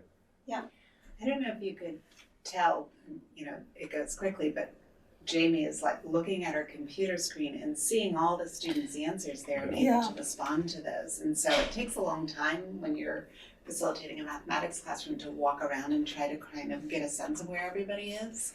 And this is one of those moments where the digital really trumps the paper and pencil, because immediately she's able to see who's got it, who doesn't have it, where do I need to go, what do I need to explain. So what do you do with that data for those kids that, when you see that the majority of the class is leaning towards not having it, what do you do with that information?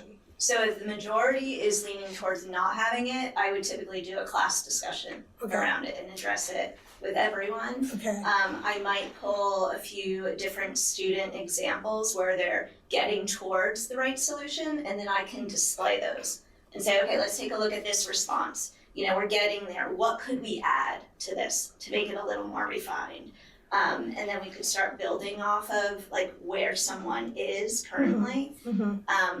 If it was a case where the majority are getting it and there's a few that aren't, then that's where when I'm walking around and they're doing independent work, I can check in with those students and have more individual conversation.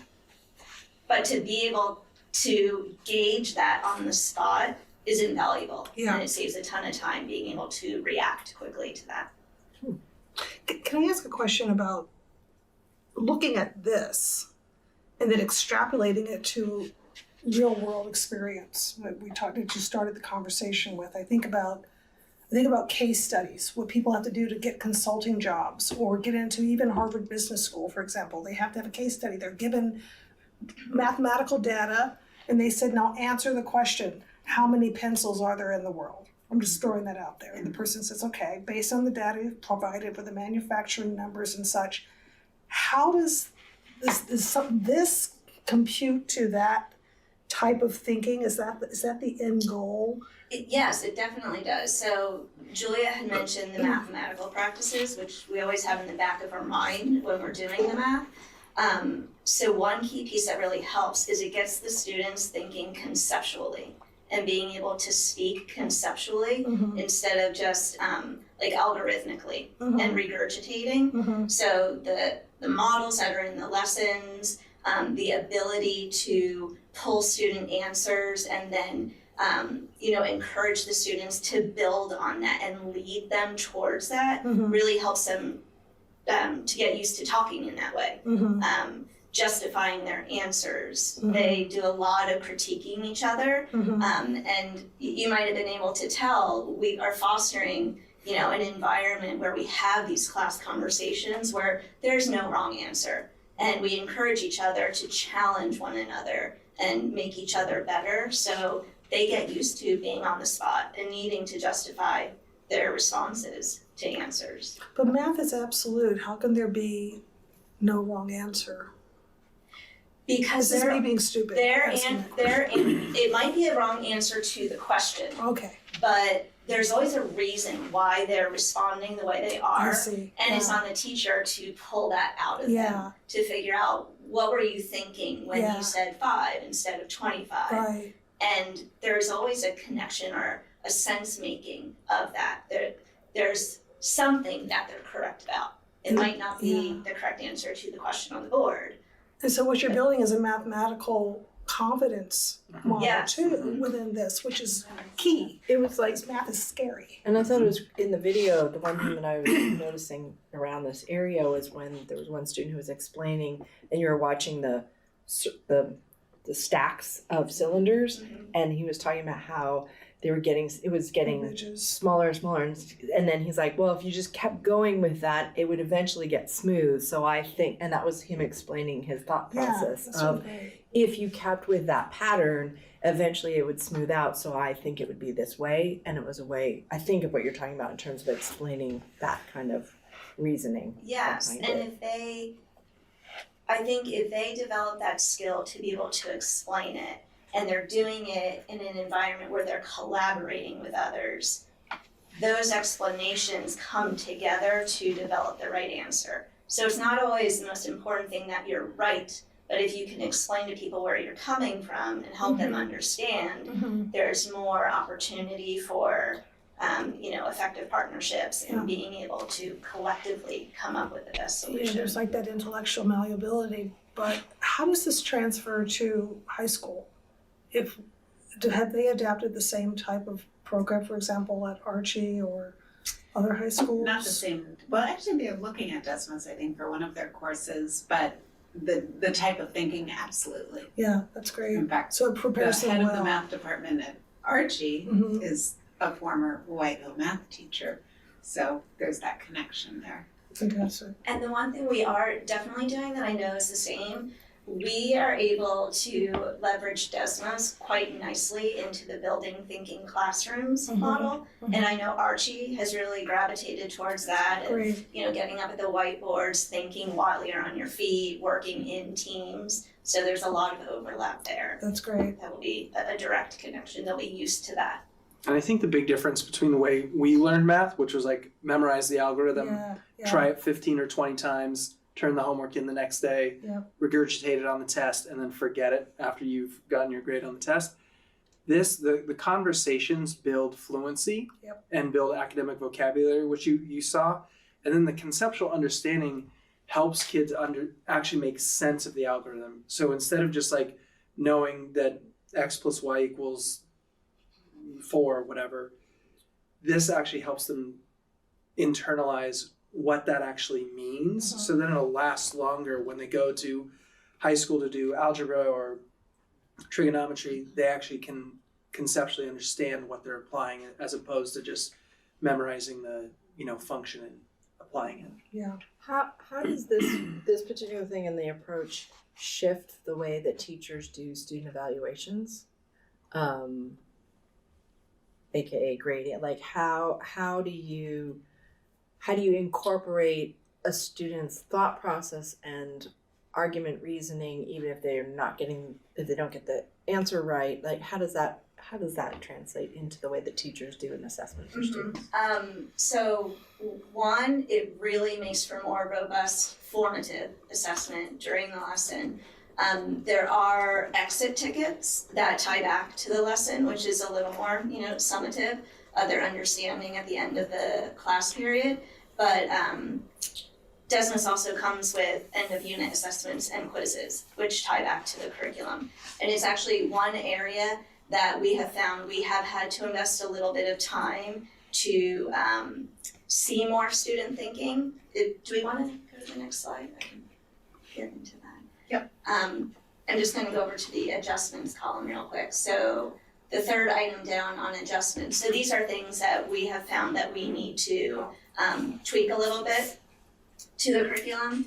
And we have found that the assessments, there are a significant number of multiple choice questions, which we don't love. So we've spent time this year to convert some of those into open-ended questions so that we can see more of that student thinking. And we have that as a fourth item too, open-ended assessment. Okay. Do you want to talk about big wins? Yes. So we talked about a lot of these in March when we were here. The conceptual modeling, I think, is just, we can't get that in any other curriculum. It's the best that's out there.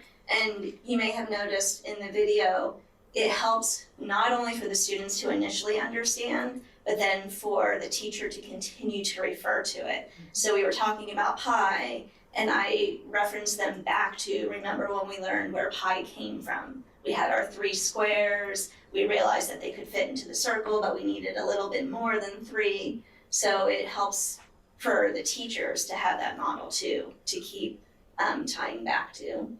The student thinking, being visible on the digital lessons right away, invaluable. We've talked about that one. When the students are working independently, they also get immediate feedback.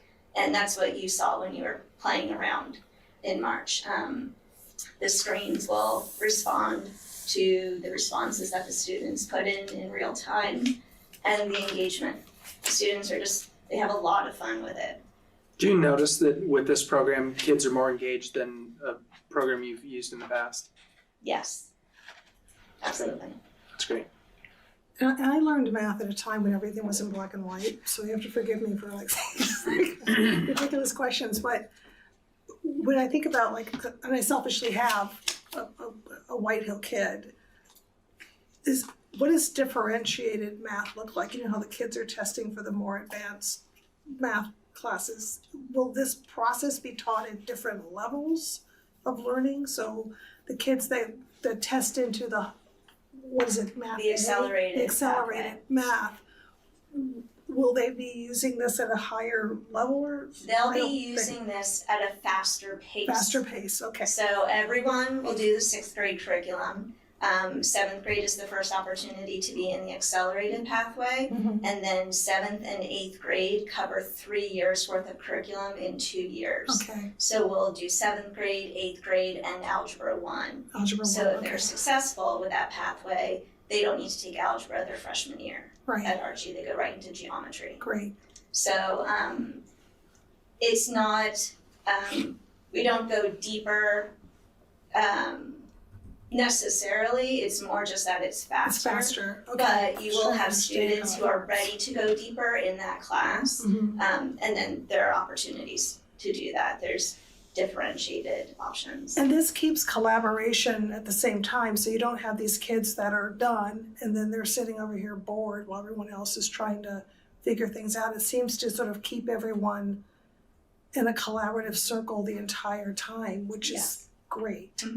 Yeah. Do you know, so you just highlighted one place where students can accelerate in math, and that's in 7th grade, where they start taking, getting all the way up to algebra by the end of 8th grade. Do you know if Archie has places to accelerate once you're at Archie? So let's hypothetically say you finish 8th grade, you didn't get to algebra because developmentally maybe you weren't ready for it, or your math aptitude wasn't quite there, you go to Archie. Is there a place you can accelerate somewhere there so you can get to, a higher level math by your senior year? My understanding of it is there are one or two places that if a student chooses to do that are better than others. So if you end up taking algebra your freshman year and you're feeling really good, you could take a summer program to take geometry and then go into algebra 2. Or I think it's actually more common that kids will double up on courses, and the teachers over at Archie kind of help them with figuring that out. And at one point, it was shared with me, we were looking at pathways, and I, was always, when I was math department head, super interested in where our kids ended up and what their trajectory was. And like one of the things that we found out was that some of our kids who, actually way back when, they would even take geometry sometimes in 8th grade, but that didn't mean that they necessarily got further. Some of them would like hit a certain point and be like, okay, math, done, and not want to take it any further. And that wasn't necessarily good for them to like really dive in so deep at such a young age. Like having really solid algebra is probably the smartest math move that kids and parents can make. But anyways, it was shared with me a spreadsheet that showed all the pathways, and there were like 100 different options of what kids do in terms of what they take. So there's a lot of flexibility and a lot of support from the Archie math teachers in terms of what kids need to do. But we've had kids who actually entered Archie in Algebra Foundations, which is kind of just a slower paced course for kids who are not yet ready for algebra in high school, that end up taking advanced algebra because they hit the right pathway and the right pace for themselves. Chris, Opportunity. You kind of mentioned a little bit, like math is one of those subjects where you can either like fall in love with it, like Julia has clearly done in her life, or you might like really have a hard time with it and kind of be turned off by it. And I think sometimes parents have an idea of what they want for their kids, and you've got to really pay attention to what your kid is ready for. And the reason I ask this question is I don't want families to feel pressure to accelerate in 7th grade if their kid's not ready for it, because it could have some detrimental side effects if you're pressuring too much. So if your kid's ready for it, it's a great opportunity to accelerate. And there are times when you get to Archie, developmentally your kid might be more ready when they're a freshman or a junior to double up or take a summer course so they can get to, their destination they're trying to get to. Yeah.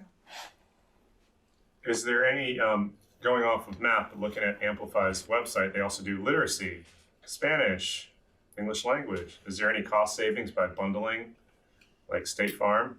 The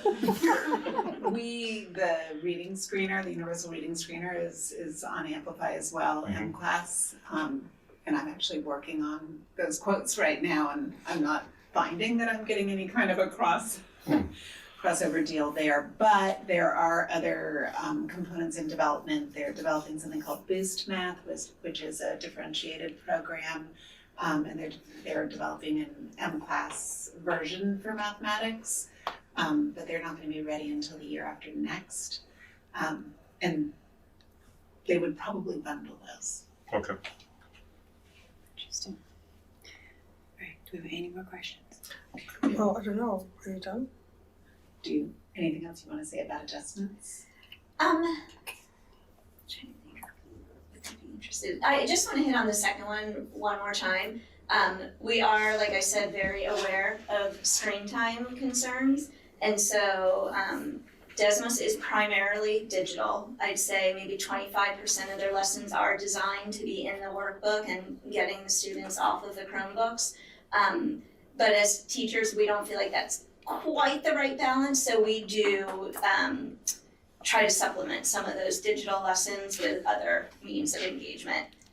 So that's one thing that we're looking at different resources to help us with. The organization that we in education look to have an independent evaluation of various programs is EdReports, and Desmos. This is Desmos and Ed reports. They got the very top score for everything for both 6th, 7th, and 8th grade, which is actually unusual. You know, a lot of programs don't make it through with meeting expectations, but to be all the way at the end is impressive. So it's a highly regarded program. And then just next steps. The latest quote that I have that includes a 5-year license with all print materials. The workbooks obviously need to be ordered each year, but this includes the cost for 5 years. And PD, more intensive PD for we will have a new math teacher next year, but also some coaching for all of our teachers is looking like about $135,000. And of course, if we are moving forward, then we're getting ready to schedule that PD.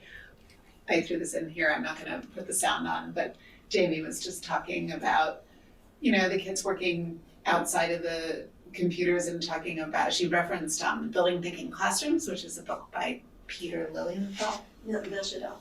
I get the name wrong every time. And one of his big things is kids are more focused, the most focused, if they're out of their seats and working on vertical whiteboards. And so our math department, actually for a couple of years now, has been integrating these lessons where all the kids are up and out of their seats. And the idea being that they're just more inclined to talk with one another and just engage in that mathematical discourse. It's true for adults as well. Yes, it's true for all of us. It's just it's not a big surprise. Take out that embarrassment factor. Get up and do the problem and then you get it wrong in front of your peers. It's that formulaic, it's gone. Yeah, It's that's that not something collaboration. that happens in the It's so, Yeah. I want to go back to 5th grade. I want to go back to 6th. Well, and in this circumstance, if they're struggling, sometimes kids just take a walk and go look at somebody else's work.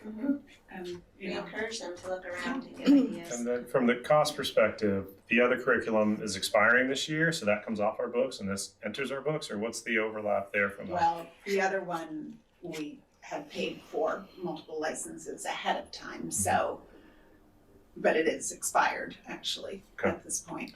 So this year was a pilot year and we paid for the print materials, but the online access was free for this year. Next year there's obviously a charge. Any idea what this 135 will look like after 5 years? This is a 5-year license for $135,000. Yeah.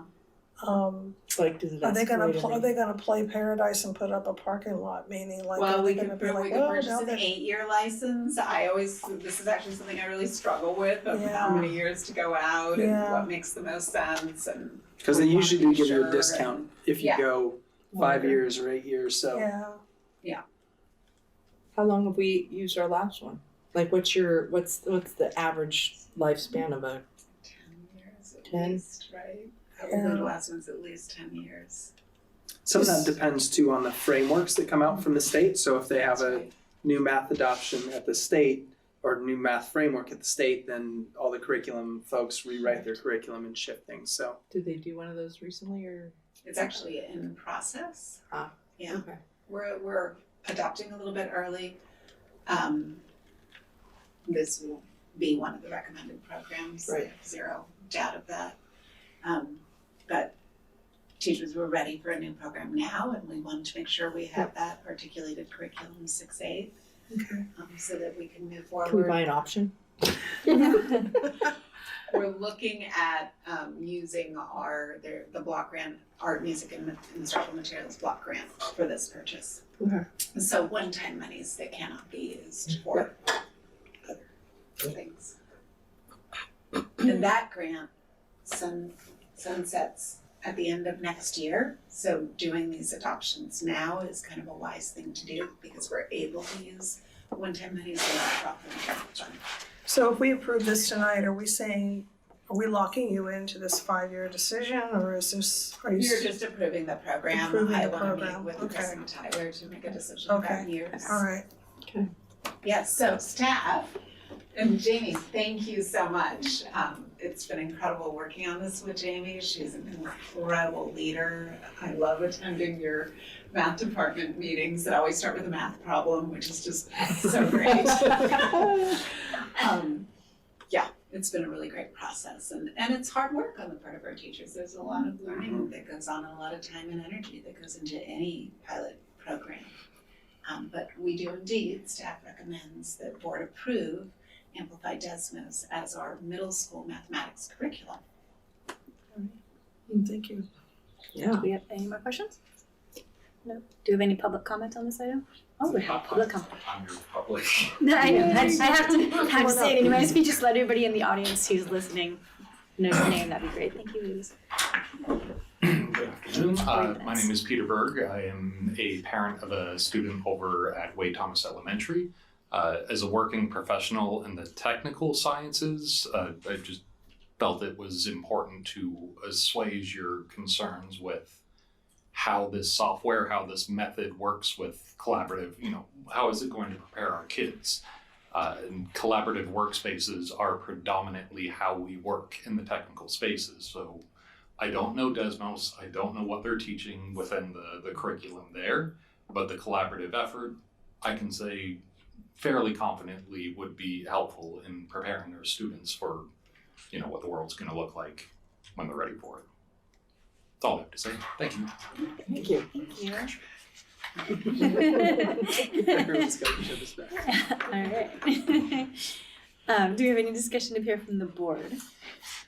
Yeah, I just think that shifting from the archaic teaching of mathematics and what it does psychologically to people for the rest of our lives is, if we can get away from that to build a really strong student frame of thinking that'll take them into, to be able to have our own kids go into tech or something like that, as Peter's pointed out in the public comment, I think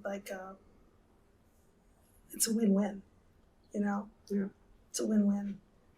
I was gonna say, even like the what we saw today with the students, it feels like it's yet and again another example of not only content acquisition but skill-based learning that will give them the skills, math skills, to take forward, be it collaboration at a whiteboard or thought and reasoning or communication, how to communicate mathematically with that vocabulary. So I think that's a great all-around It's really great. curriculum. I wish I hadn't been traumatized by having to do independent trigonometry things on the, what was that projector screen that you're standing up in front of the class as your only, the transparencies, you were assigned, Hamilton, come up here and do your trig thing on the transparency in front of the entire class. And if you were left-handed, you would smear it all over anywhere. Such a different world, and I love it. Tyler, you know what we're talking about. It's okay. Well, I did algebra for the first time in my job, last year. And I remembered, we had to figure out the variable of x to determine that the output that they were saying was correct. And we did it collaboratively. And we were all like, oh my God, I'm so glad we were all here to talk about it. But it was the most painful experience. And I realized, I could have learned earlier in my life to be like, okay, let's wrap our heads around this. Let's do this, people. But it was awful. We had these really smart adults sitting around, almost throwing up on ourselves and trying to figure out the variable of x. Okay, this is good. Would you like to make a motion? Wait. The president hasn't. So this is funny because I was one of those kids who, I was traumatized as well. The whole pulling you out and being in front of everybody and being I don't know if I've got this or not. I guess I'm gonna find out. It's interesting. I think in Japan they have a very different way of teaching math, where it's they bring somebody up and if they clearly don't understand, everyone supports them until they get it, and then they cheer when they get it. And so it's just a different mindset and a way they approach it. And I kind of see us going that direction, and I love it. The dunce cap. Yeah. It's no. It's it doesn't matter if they get that wrong. Everyone's there hoping that they get it and helping them get there. So it's wonderful, and I see that in our classrooms, and it's just terrific. But I was one of those kids who was just traumatized, same thing. And I don't see it here. And in addition to the fact that I like how it's changing, I have an 8th grader in the accelerated math class in 8th grade, and she is critical of certain things and programs, and this one she really likes it. And I was like, wait, you like this program? And she's like, yeah, it's logical, it makes sense, it's easy to work with, and they're like in a sequential order that like it's logical. And I was like, okay. Back out of the room. I was like, exactly. And she doesn't have that kind of opinion. So for me to have that, and I didn't say anything. I didn't solicit her opinion. I didn't say we're talking about it. She just like happened to mention that like, hey, we didn't have this Desmos lesson, and I really prefer when we do. And I was like, okay, that's good feedback. So out eating in our wild, cooking here, right? Anyways, so Would you like to make a motion? Yeah, I kind of would. I don't know if I don't usually like the, but I would make an emotion that we approve the declaration of need for fully. Wait, that's the wrong one. How did this bump to the wrong spot? Sorry. Where are we here? Desmos. All right. I'm moving that we adopt Amplified Desmos as the 6th to the 8th grade mathematics instructional program. Do you have a second? I will second that. Great. Chris. Aye. Rachel. Aye. Shelley. Aye. Daniel. Aye. Great. Thank you. Jean. Thank you. Thank you, And thank you for having the kids in earlier too. That was a great experience. Yes. You know, sort of taking and tying these. Yeah. All right. And your enthusiasm. Yeah. All right. So next item is recommended adoption of resolutions 1824-25 and 1924-25, certificated local assignment authorizations. Maybe not quite as exciting. This is something we're going to bring to you every year because White Hill's on a block schedule, and we have 6th grade teachers who have multiple subject credentials, and because they don't see their kids every day because of the block schedule, we have to put in what's called a local assignment option. And there's 2 different kinds that we're using to make sure that they are appropriately credentialed. These are not teachers who are new to us. One of them is a 7th grade math teacher, Brianna Hatfield, who is in the midst of taking her CSATs to get her secondary math credential, her single subject math credential. So she has a little bit of a different kind of LOA, but basically staff recommends that board approve to adopt these resolutions to authorize our teachers to teach outside of their credential because of our schedule. Marie, do we have any questions for Julia? I know we've seen this, many times now. Yeah. All right. I don't have anything with this, but I just wanted to say that this is one of the, was reminded that this is one of the, at the Marin County School Boards Association, they brought up there is a statewide effort to look at all of the things that we approve year after year after year because educational practice has moved beyond ed code legislation and it hasn't been cleaned up, and this reminded me that this is one of those. So totally support this, and if you want to provide me with the, I don't know if we have the specific ed code that this relates to, then I can bring it back to the Marin County School Boards Association and background and our legislative people who are compiling this list of like fixes so we don't have to have this on our agenda year after year after year kind of thing. So so it's in the is that our agenda item. that's our Just scroll down. It's in the ed code in the bottom. Okay, great. Thank you so much. Yeah. All right. Do we have any more questions? All right. Any public comment, Peter? No. Okay. All right. Thanks. All right. So, do we have any comment up here other than the fact that Shelley's going to report this as something? Why are we doing this every year? Wasting our time. All right. I will entertain a motion if there's no further comments up here. I recommend that we adopt the resolutions 1824-25 and 1924-25 in accordance with the provisions of the California Ed Code. No second. Daniel. Aye. Chris. Aye. Shelley. Aye. Rachel. Aye. All right. Thank you for bringing this forward. And our next item is recommended approval of declaration of need for fully qualified educators for the 2025-26 school year. Julia. Yes. This might be another kind of thing that Shelley mentioned. So this is in the event that we're unable to fill a position and we need to bridge credentials, we need to state that there's a declaration of need. And so if you look at the attached document, the numbers on there are much higher than anything that we would ever need in terms of how many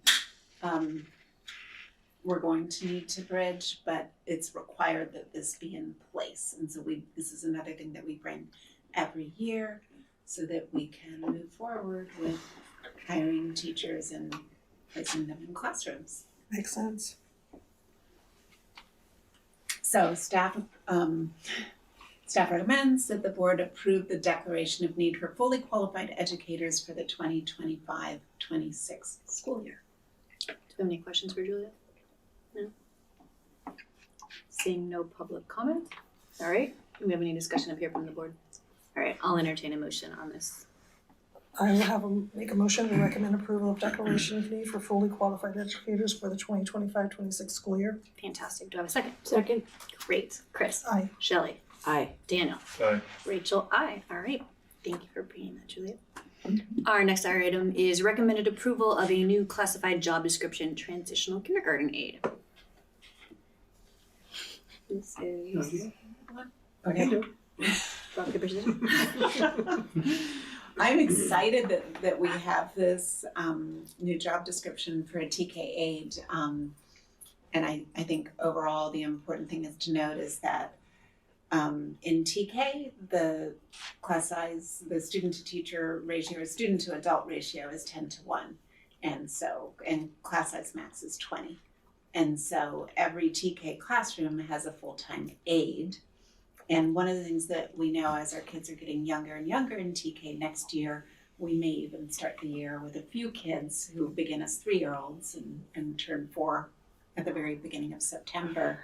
That there are also things like bathroom needs that we haven't had to pay attention to as much in the past, and we need to train staff on appropriate toileting procedures and that kind of thing. And so there's enough in the role of a TK aide that it's just really important to have a job description that is specific to them, and that through our process we recognize that a TK aide is kind of in the same category as a program aide in a RSP classroom, that kind of thing. And so the associated salary schedule is on range 9 because that's where that all seems to fit. And Chris and Tyler, I don't know if I'm supposed to say more than that. Yeah, we went through a process with the union to review the job description. We got feedback from our TK teachers, from our administrators, and then Chris and I and Julia sat across from our union leaders to kind of negotiate where this might fall in the salary range, and we all agreed that this is where the appropriate range would be. This is one person. We're talking about This is 8 people. 8 people. One for every classes. TK class. Well, next year that's it will be right. 8 people. This So year it'll it's be 4. 8 aides, okay. And it'll make it easier to find TK aides. And That's it's it. That was that my is next a position, like I'm looking at Chris, we absolutely have to have in place. If a TK aide is absent, we have to have a substitute in the classroom because we must have the student to adult ratio. I was in the TK classroom today at Brookside, and you need as many people as possible. It's like whack-a-mole.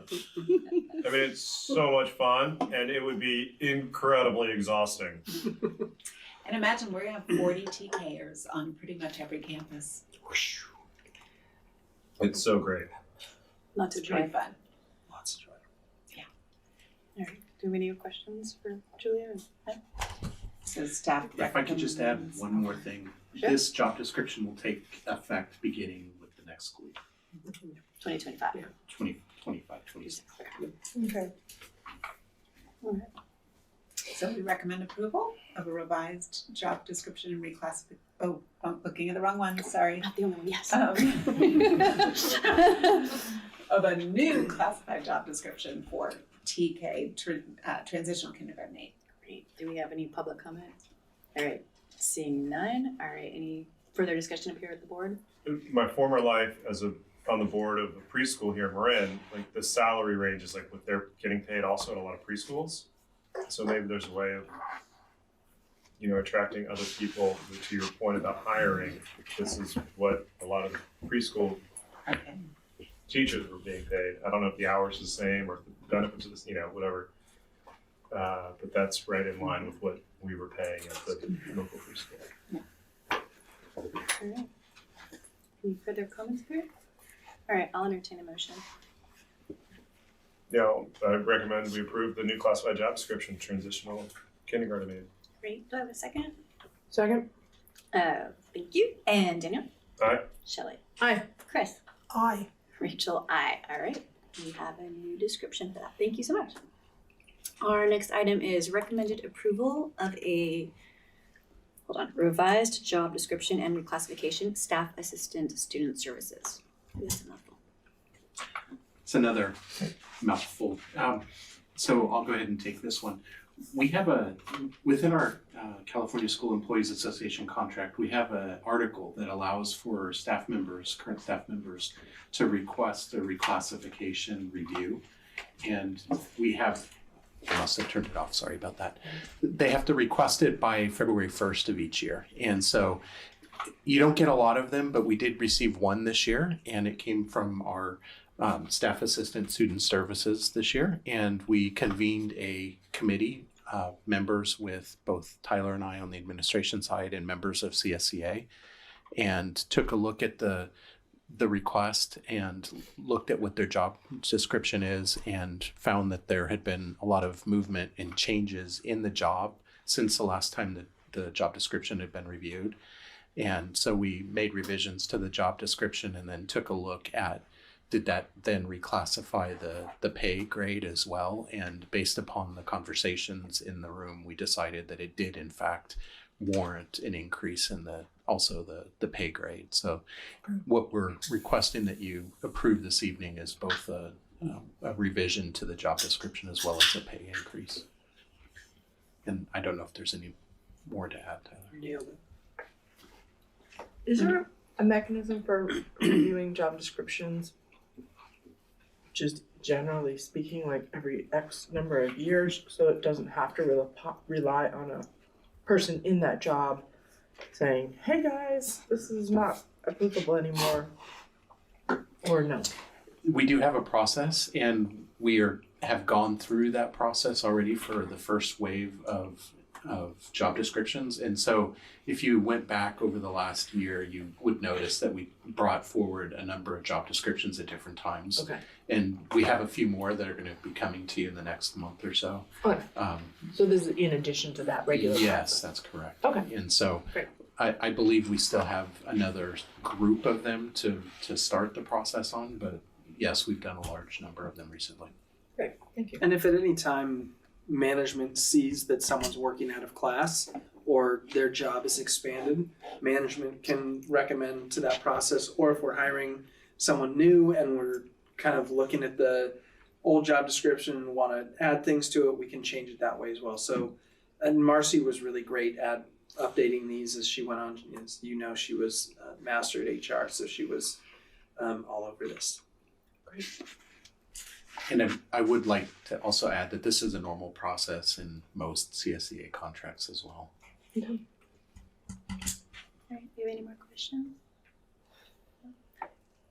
No public comment. You said before I even ask. Thank you.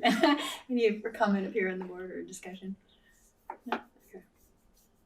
All right, I'll entertain a motion on this item. I'll make a motion to approve a revised job description and reclassification for staff assistant student services. Great, do I have a second? Second. Thank you. And Chris? Aye. Shelley? Aye. Daniel? Aye. Rachel? Aye. All right, thank you for bringing this on. And our next item here is recommended approval of resolution 172425, authorizing contract pursuant to cooperative bid and award documents from the Irvine Unified School District piggyback contract bid, bid number 2324-01, IT, technology, equipment, and peripherals. And this is going to be me, but also if Julia needs to step in at any time, please feel free. We are in need of upgrading our projectors in our classrooms. The projectors we have, many of them are so dim now that the classrooms are having to turn their lights off in order to be able to use the projectors, which is the technology that they're utilizing to help provide education in the classroom. And so when looking at it, we have to look at the total dollar amount of the projectors, and we're looking at purchasing in excess of the bid amount, which is $114,800. And so we can either go out for bid ourselves or look to piggyback bids, which are public bids that have been put out by other entities that allow districts like us to be able to access the same pricing. And so the Irvine Unified School District put that pricing out, or I'm sorry, that bid. And so by authorizing this piggyback bid this evening, you would authorize us to purchase under that piggyback bid that was put out by them. And so all of the documents are also included in here so people can see that. So then we're saving money purchasing with their larger purchasing power? Is that the... Generally, yes, that's one of the reasons you access, because if I were to put it out, I probably would not qualify for quite the pricing level that they have, because it's a larger district, and when you have large piggyback bids, you generally get better pricing. And Go ahead. will this piggyback bid fulfill the all of the projectors we need, or do we have to make up for it that? should be, I think it's all of the ones that we need at this time. And so Sean Maher, our director of technology, has gone out and done a survey of the projectors. And so these are the ones that we need at this time. And I think it's pretty inclusive of most of them. They all need to be like if you take the very best current projector, and I think every site, or at least a couple of the sites now have, we brought in the new one to see what it would be like. And it's been installed. There's one at Brookside actually in room 9, I think, which is an empty classroom, but that's where we were playing with it. And our best ones are nowhere near the quality of these new ones. The one thing that I do want to say is that this is coming out of that same block grant that the Desmos was coming out of, and then we need to replace all of our projectors. Unfortunately, we're not going to be able to afford to do that, because what we're doing in the budget advisory committee meeting is moving 2 important positions that we want to keep whole into this same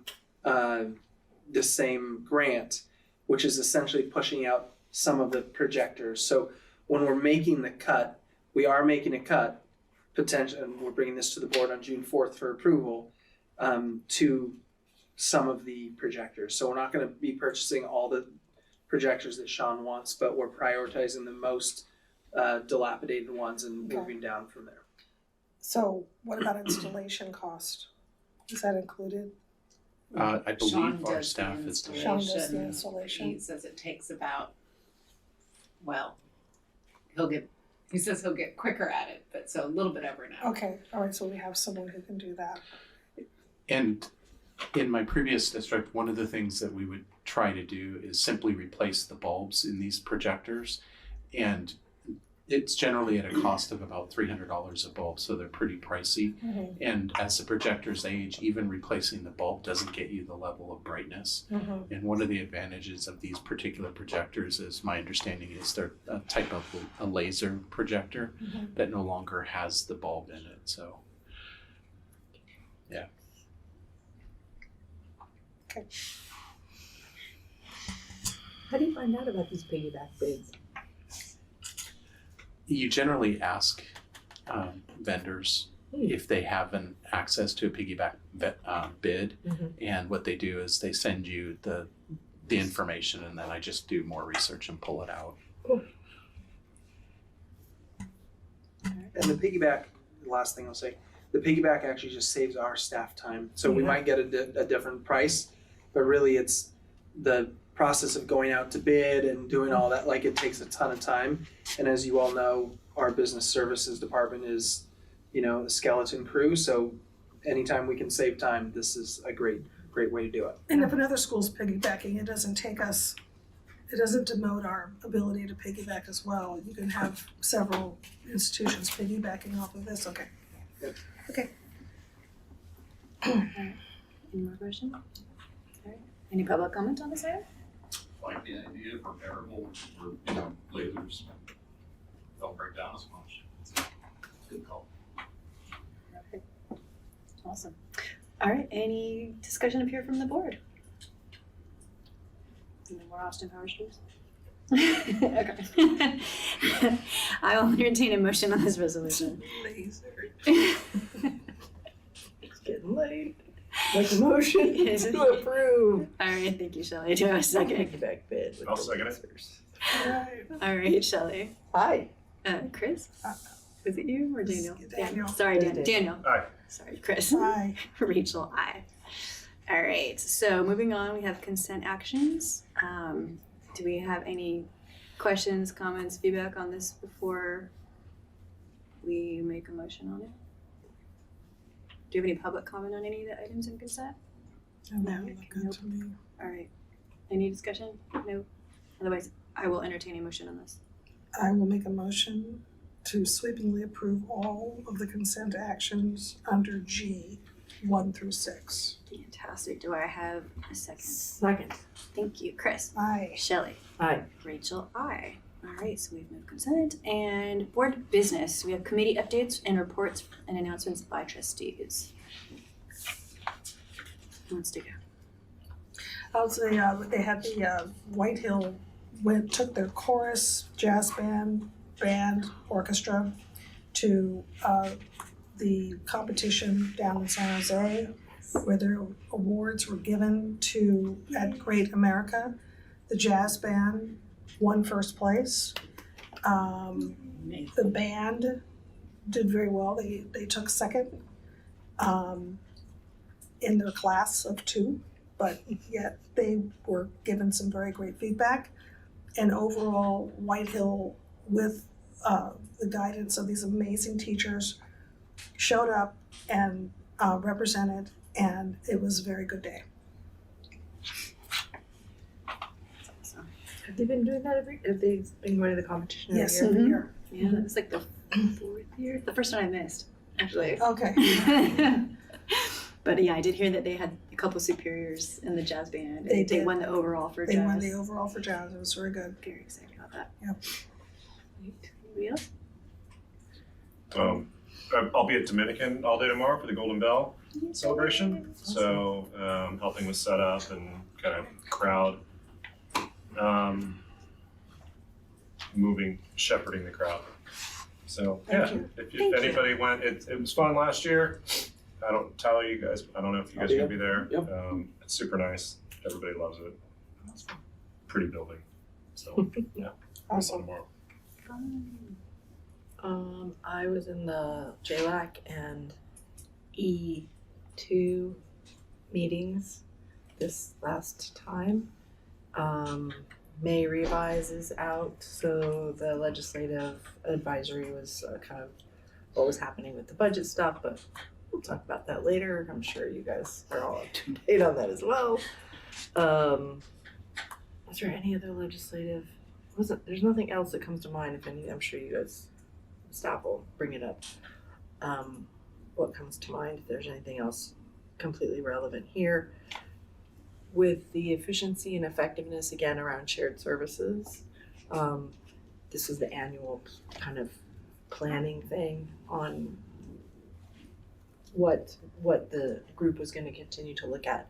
Continued conversation around meals in that group, kind of the universal meal proposal and the costs associated with it and the lack of options and those kinds of things. What were the other big ones? Meals. I'll have to go and look and see what the other, but we've been taking advantage of SELPA,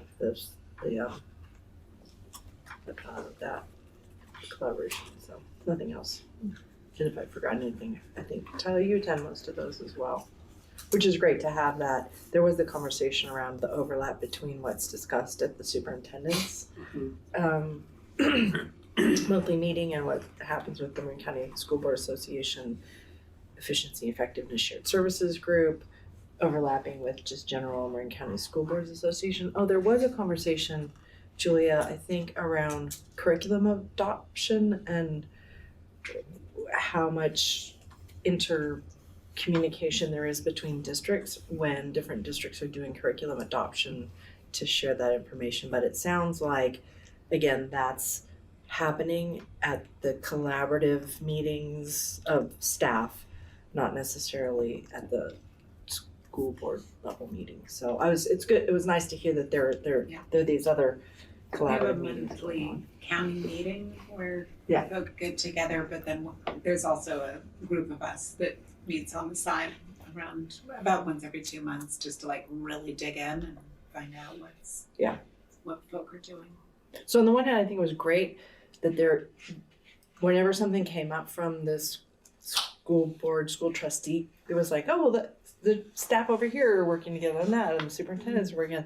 So that was great. On the other hand, it seemed like somehow that working togetherness across the county, most trustees didn't know about it very much. So it was interesting. I don't think people like trustees or the community or generally are aware of how much ongoing conversation collaboration is happening in the county that actually is happening.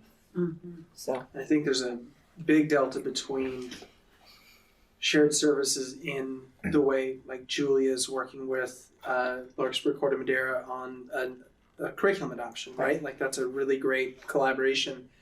And I think sometimes the public feels like shared service means one superintendent for 2 school districts. Yeah. Or one head services department for 2 school districts. And there's a big delta between those 2 things. Yeah. And I know in talking to community members, they're looking for that second type of shared service that I've named. yeah. But there's the efficiency and effectiveness to be gained from the other type that's much more of the informal communication, not contractual splitting of dollars and time sharing of staff, is huge in terms of effectiveness and ability to improve the quality of decision making and efficiency of research and all that kind of stuff. That's right. That's all. Yeah, thank you. It's interesting you're talking about shared services and collaboration among the district. One of the things I was going to report on, I've actually had 2 different school board presidents from Marin County reach out to me in the last couple of weeks. They did the parcel tax and just like support, and so it's just been interesting. Like I've had other leaders and other school districts reaching out to me, so I thought that was pretty cool. Let's see, what else have I gone to and attended? I went to the Brookside Lunch Celebration for the California Distinguished Awards that they were receiving.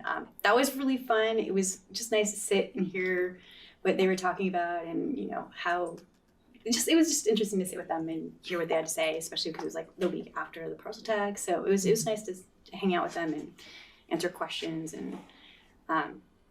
and then Manor Open House for 5th grade. I was really impressed with their 5th graders tonight. I saw many of them at their open house. All of the open house though at Manor was just lovely. It's so fun to go in those classrooms and like the kids were so excited to show their parents what they were learning, and it was just a really great way to remind myself like why I'm a trustee.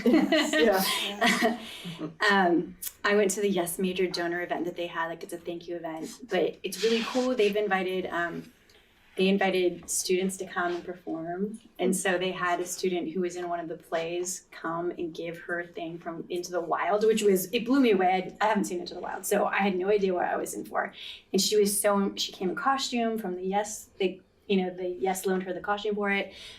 So she did a performance. We had an Archie Williams jazz band performance going on in the background. And then the students came up and talked about their experiences in Yes and how it's impacted them. And one of the students who's a senior in the Archie jazz band spoke at length about how thankful he was for Pete Santucci and for the music program at Whitehill and how he is going to a school to study music. And he was just so grateful. So it was just a really lovely celebration of our major donors and thanking them for helping us provide these to our students. You already mentioned Great America and the music in the parks, which is super exciting. Last night we had a budget advisory committee meeting, which was not super exciting. I am really grateful for all those people pulling together on fairly short notice though to come because we had a packed room, and I was grateful that they were all there to help us kind of navigate what we have to do next. And then there's a Yes board meeting last week. they've got some good news from their spring fundraising campaign. They've raised a total of $879,000. So their district participation's up to 56% now. And shout out to Wade Thomas, they're in the lead with 69% participation, which is great. I think they've closed the gap from last year's what they had raised to date. And so they were a little nervous. They're like, we're a little behind fundraising from last year, but they've actually closed the gap and surpassed it as of Monday. They've raised over $190,000 during their spring campaign, which, considering all the stuff that's been going on in the last month, that's amazing. This is the closest that they've been to raising $1 million since before the pandemic. So it's a huge benchmark for them. They were really excited. And then they only need another 120,000 more to actually hit 1 million. And so they're really hoping that they can do it. It's achievable. It's 6 weeks, the final home stretch. So, you know, they could do it. We just need our community to pull together another $120,000, and they'll have raised $1 million for our students this year. And 1 million isn't like a luxury. It's not like an over-the-top amount. It's what they need to ensure that we are securing all of our music programs for all of our students. So just wanted to put that number out there. 120,000. Come on, 6 weeks. Let's go it. I want to say thank you to all the people who have volunteered or donated or hosted events or dine and donates or gone to a dine and donate. All of that helps, yes. So there was one today, Bubbles actually, for yes. Which should raise about 500,000. Easy, yeah. But yeah, it's a big community effort, and it's nice to see everyone helping each other. So where is it tonight? It was at Bubbles today. It was over at 7 p.m. Into the Wild is the story of the young man who went into the woods to live off of the land. Into the woods. Into the woods. Into the woods. It's a fairy tale. Into the woods. A little different. Yes. A little different. That would be an How did intense that play. look? Into the Woods makes more sense. Yes, did I say Into the Wild? My bad. And that's okay. Yeah, maybe I just heard them very, very tired. It's very possible. All right. Okay, so with that, our next item is approval of regular meeting minutes for April 30th, 2025. Daniel and I were the only trustees present for that meeting, so I think I will just. Did you have any? No. Oh, she never made a motion. I haven't made a motion, but we don't have any discussion, no public for comments, so. I was here. here. There's 3 of us. Well, I mean, you weren't here. Oh, I wasn't. You can't make a motion, No, I that's what she's can't. saying. I mean, you could, if you don't want to, technically, if you read it, and It's true. but generally we don't do that. I'll leave it up to you. No, I'm not going to make that decision. All right. There's no comment on it or changes to it, which I had none. I'll entertain a motion. I'll make a motion to approve the meeting minutes for April 30th, 2025 board meeting. Do you have a second? Second. Thank you. Chris. Aye. Daniel. Aye. Shelley. Abstain. And Rachel, aye. Okay. Our next item is Superintendent Cabinet Report. I'll go pretty quick here. Earlier this week, we had negotiations with RVTA, and we didn't accomplish anything other than kind of hearing their proposals. And I think the tone was collaborative, and we were operating from the same shared data, and I'm really happy about that and excited about that. We kind of put a bookmark on September 11th as the next time we come back to negotiations, so we've got plenty of time. I think both sides really wanted to settle before the summer, but with the parcel tax not passing, there's just more conversation to be had. So the tone was really good, but we didn't have anything that we, settled on. So eager to meet back with them on September 11th to see where we can get. Budget Advisory Committee meeting last night, tough topic, but also really proud of the team. I felt like there were a lot of really good, hard conversations in the room. I think we have some, potential solutions to bring to the board for consideration on the 4th. Chris is going to weave that into the budget presentation, so it's all kind of baked into one thing. We had roundtable last Friday, and we talked a little bit more about the supplies budget. So parents shouldn't be being asked for supplies. The district has a plan for that. There's a line item in every site's budget, and principals are supporting teachers in buying those things. So shouldn't be an ask for Kleenex. We've got Kleenex. We've got the budget for Kleenex, or crayons or markers or glue sticks. All those things that you would expect for a school to have. Superintendent's Council, we actually started talking about a phone policy, the very first step of a cell phone policy. CSBA has a recommendation, and we need to have this in place, I believe, by next June, and we need to have more community input. So this was the first step to just kind of talk a little bit about it. There's some options that CSBA has us consider, and then we can also, augment that as well. So eager to kind of have that conversation. It dovetails nicely with the kids' IRL conversation earlier. And then open house at Manor, and then the Brookside Distinguished School Lunch was just a really nice thing to have those along with the negotiations in the Budget Advisory Committee. Julia?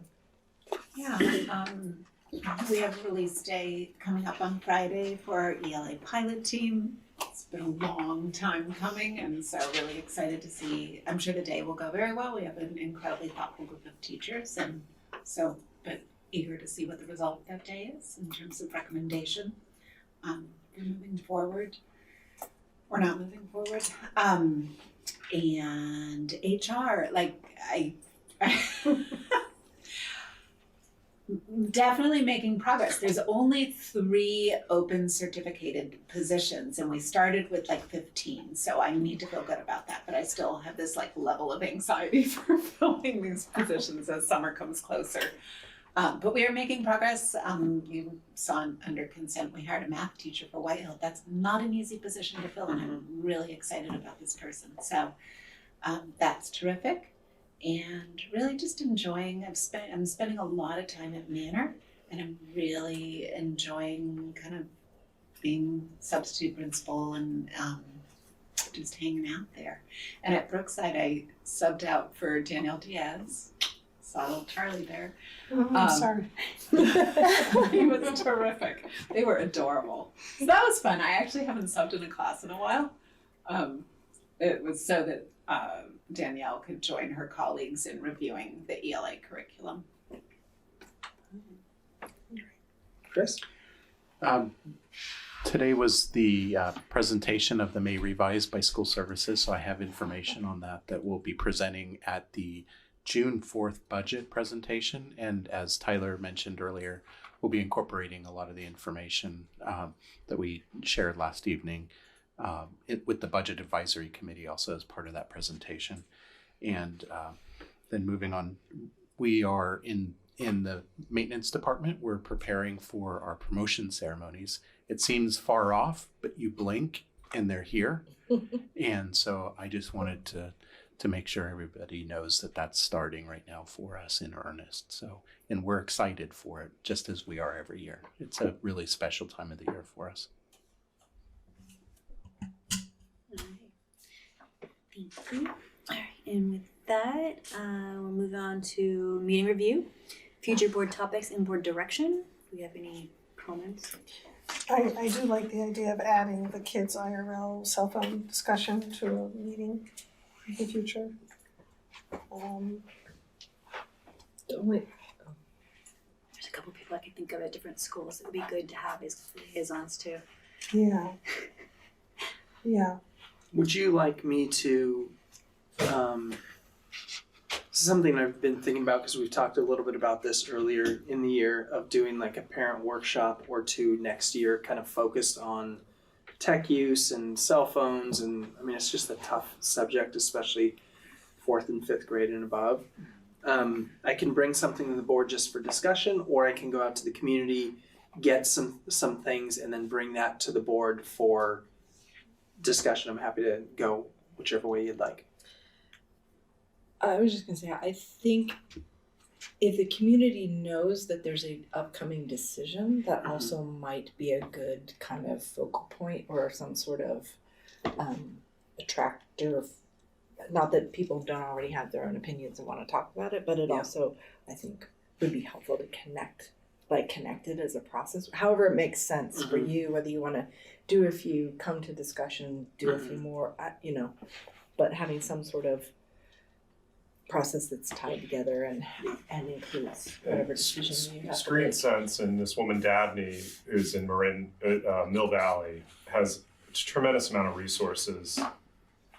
So you could lean on her perhaps, because she's, again, like Linda said, there are 20 schools have ambassadors that are just like, I don't know, what do we do? How do we, because it's different for a first grader than it is for an eighth grader, right? And so you have to meet the parents where they are, and if you can educate parents when they're young, kids are younger, hey, you know, unmitigated access to the internet and YouTube is not good, so that over time we'll get it out of our schools.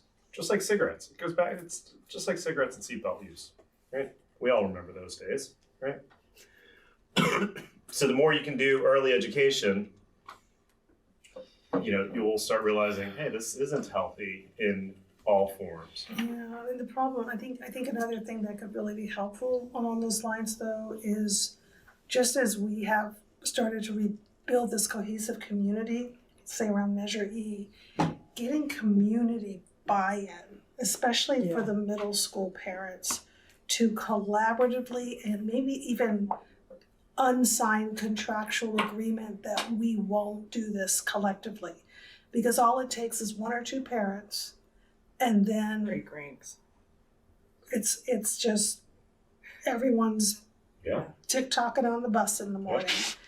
And I think like those parents that continue to abide by wait until high school 16, they feel abandoned by their community, betrayed almost, quite frankly, because the kids are really feeling left out and they are ostracized socially. So my thought would be that we need to have like workshops. I don't want to just come to it with the board to vote on it. I think that'd be bad. Given what I've experienced with the team, we do not want to make a decision here because people aren't going to know about it until it starts affecting them, and I don't want them hearing mad. That's right. So I just wanted to end with, I think workshops would be a great way to sort of massage the messaging to get community nodding. Might be a good way to start the school year too, kind of welcome back, here's something we're talking about. And engage folks that way. Yeah, and maybe a survey. And the one thing that I'm not familiar with the framework, but understanding the context of what our decision is and if there are parameters and non-negotiable. I mean, like understanding what it is that we're going to have to decide on and help use that in framing the conversations, because sometimes, like, you don't want the community has a certain amount of authority in and amongst itself to do whatever they're going to do with their kids after school, and have it go off this direction and not have any relevance.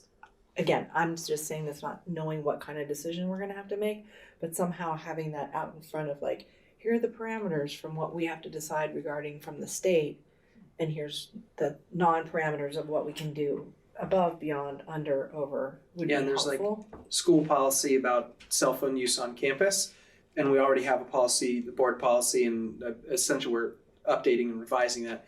And then there's like the parent ed stuff that's what we're talking about here is the more collective wait till 8 or 9 is fine, and how do we you've got to have parents locked arm in arm on that one. Otherwise the kids win. Yep. Yes, they do. No, they lose. Or lose. No, the kids it's. All right. Do you have enough direction? I have enough direction. Okay, cool. All right, so any other future board topics that we can't discuss that we can't discuss? Do we have any other topics? All right. Oh, I sent an email to the two of you about possible legislation for transportation. Again, this kind of in school, out of school. I'm not sure how it affected, but I just passed that along. So that may be a future topic legislatively. I don't know. All right. I'm sure we'll hear about it if it is. All right, meeting debrief notes. Comments? I'm super excited that the kids were here. That's always the best. Yeah. Good meeting. Yeah. Great way to start. And it's nice to see all the teachers and hear how amazing they are. It was a good time to come. All right, so we don't have to make a motion about continuing past 10:30. So I'm going to move us to closed session at 8:22. Great. Okay, so moving on to closed session, item K. I have to identify closed session topics. There's one item. It is public employee performance evaluation, title superintendent pursuant to government code section 54957. We have no public here for public comment, so at 8:26, I will recess us to closed session. It is 9:08, and I am returning us from closed session. Reporting out from closed session, there is nothing to report, and I will adjourn our meeting at 9:10. Sorry. All right, thank you.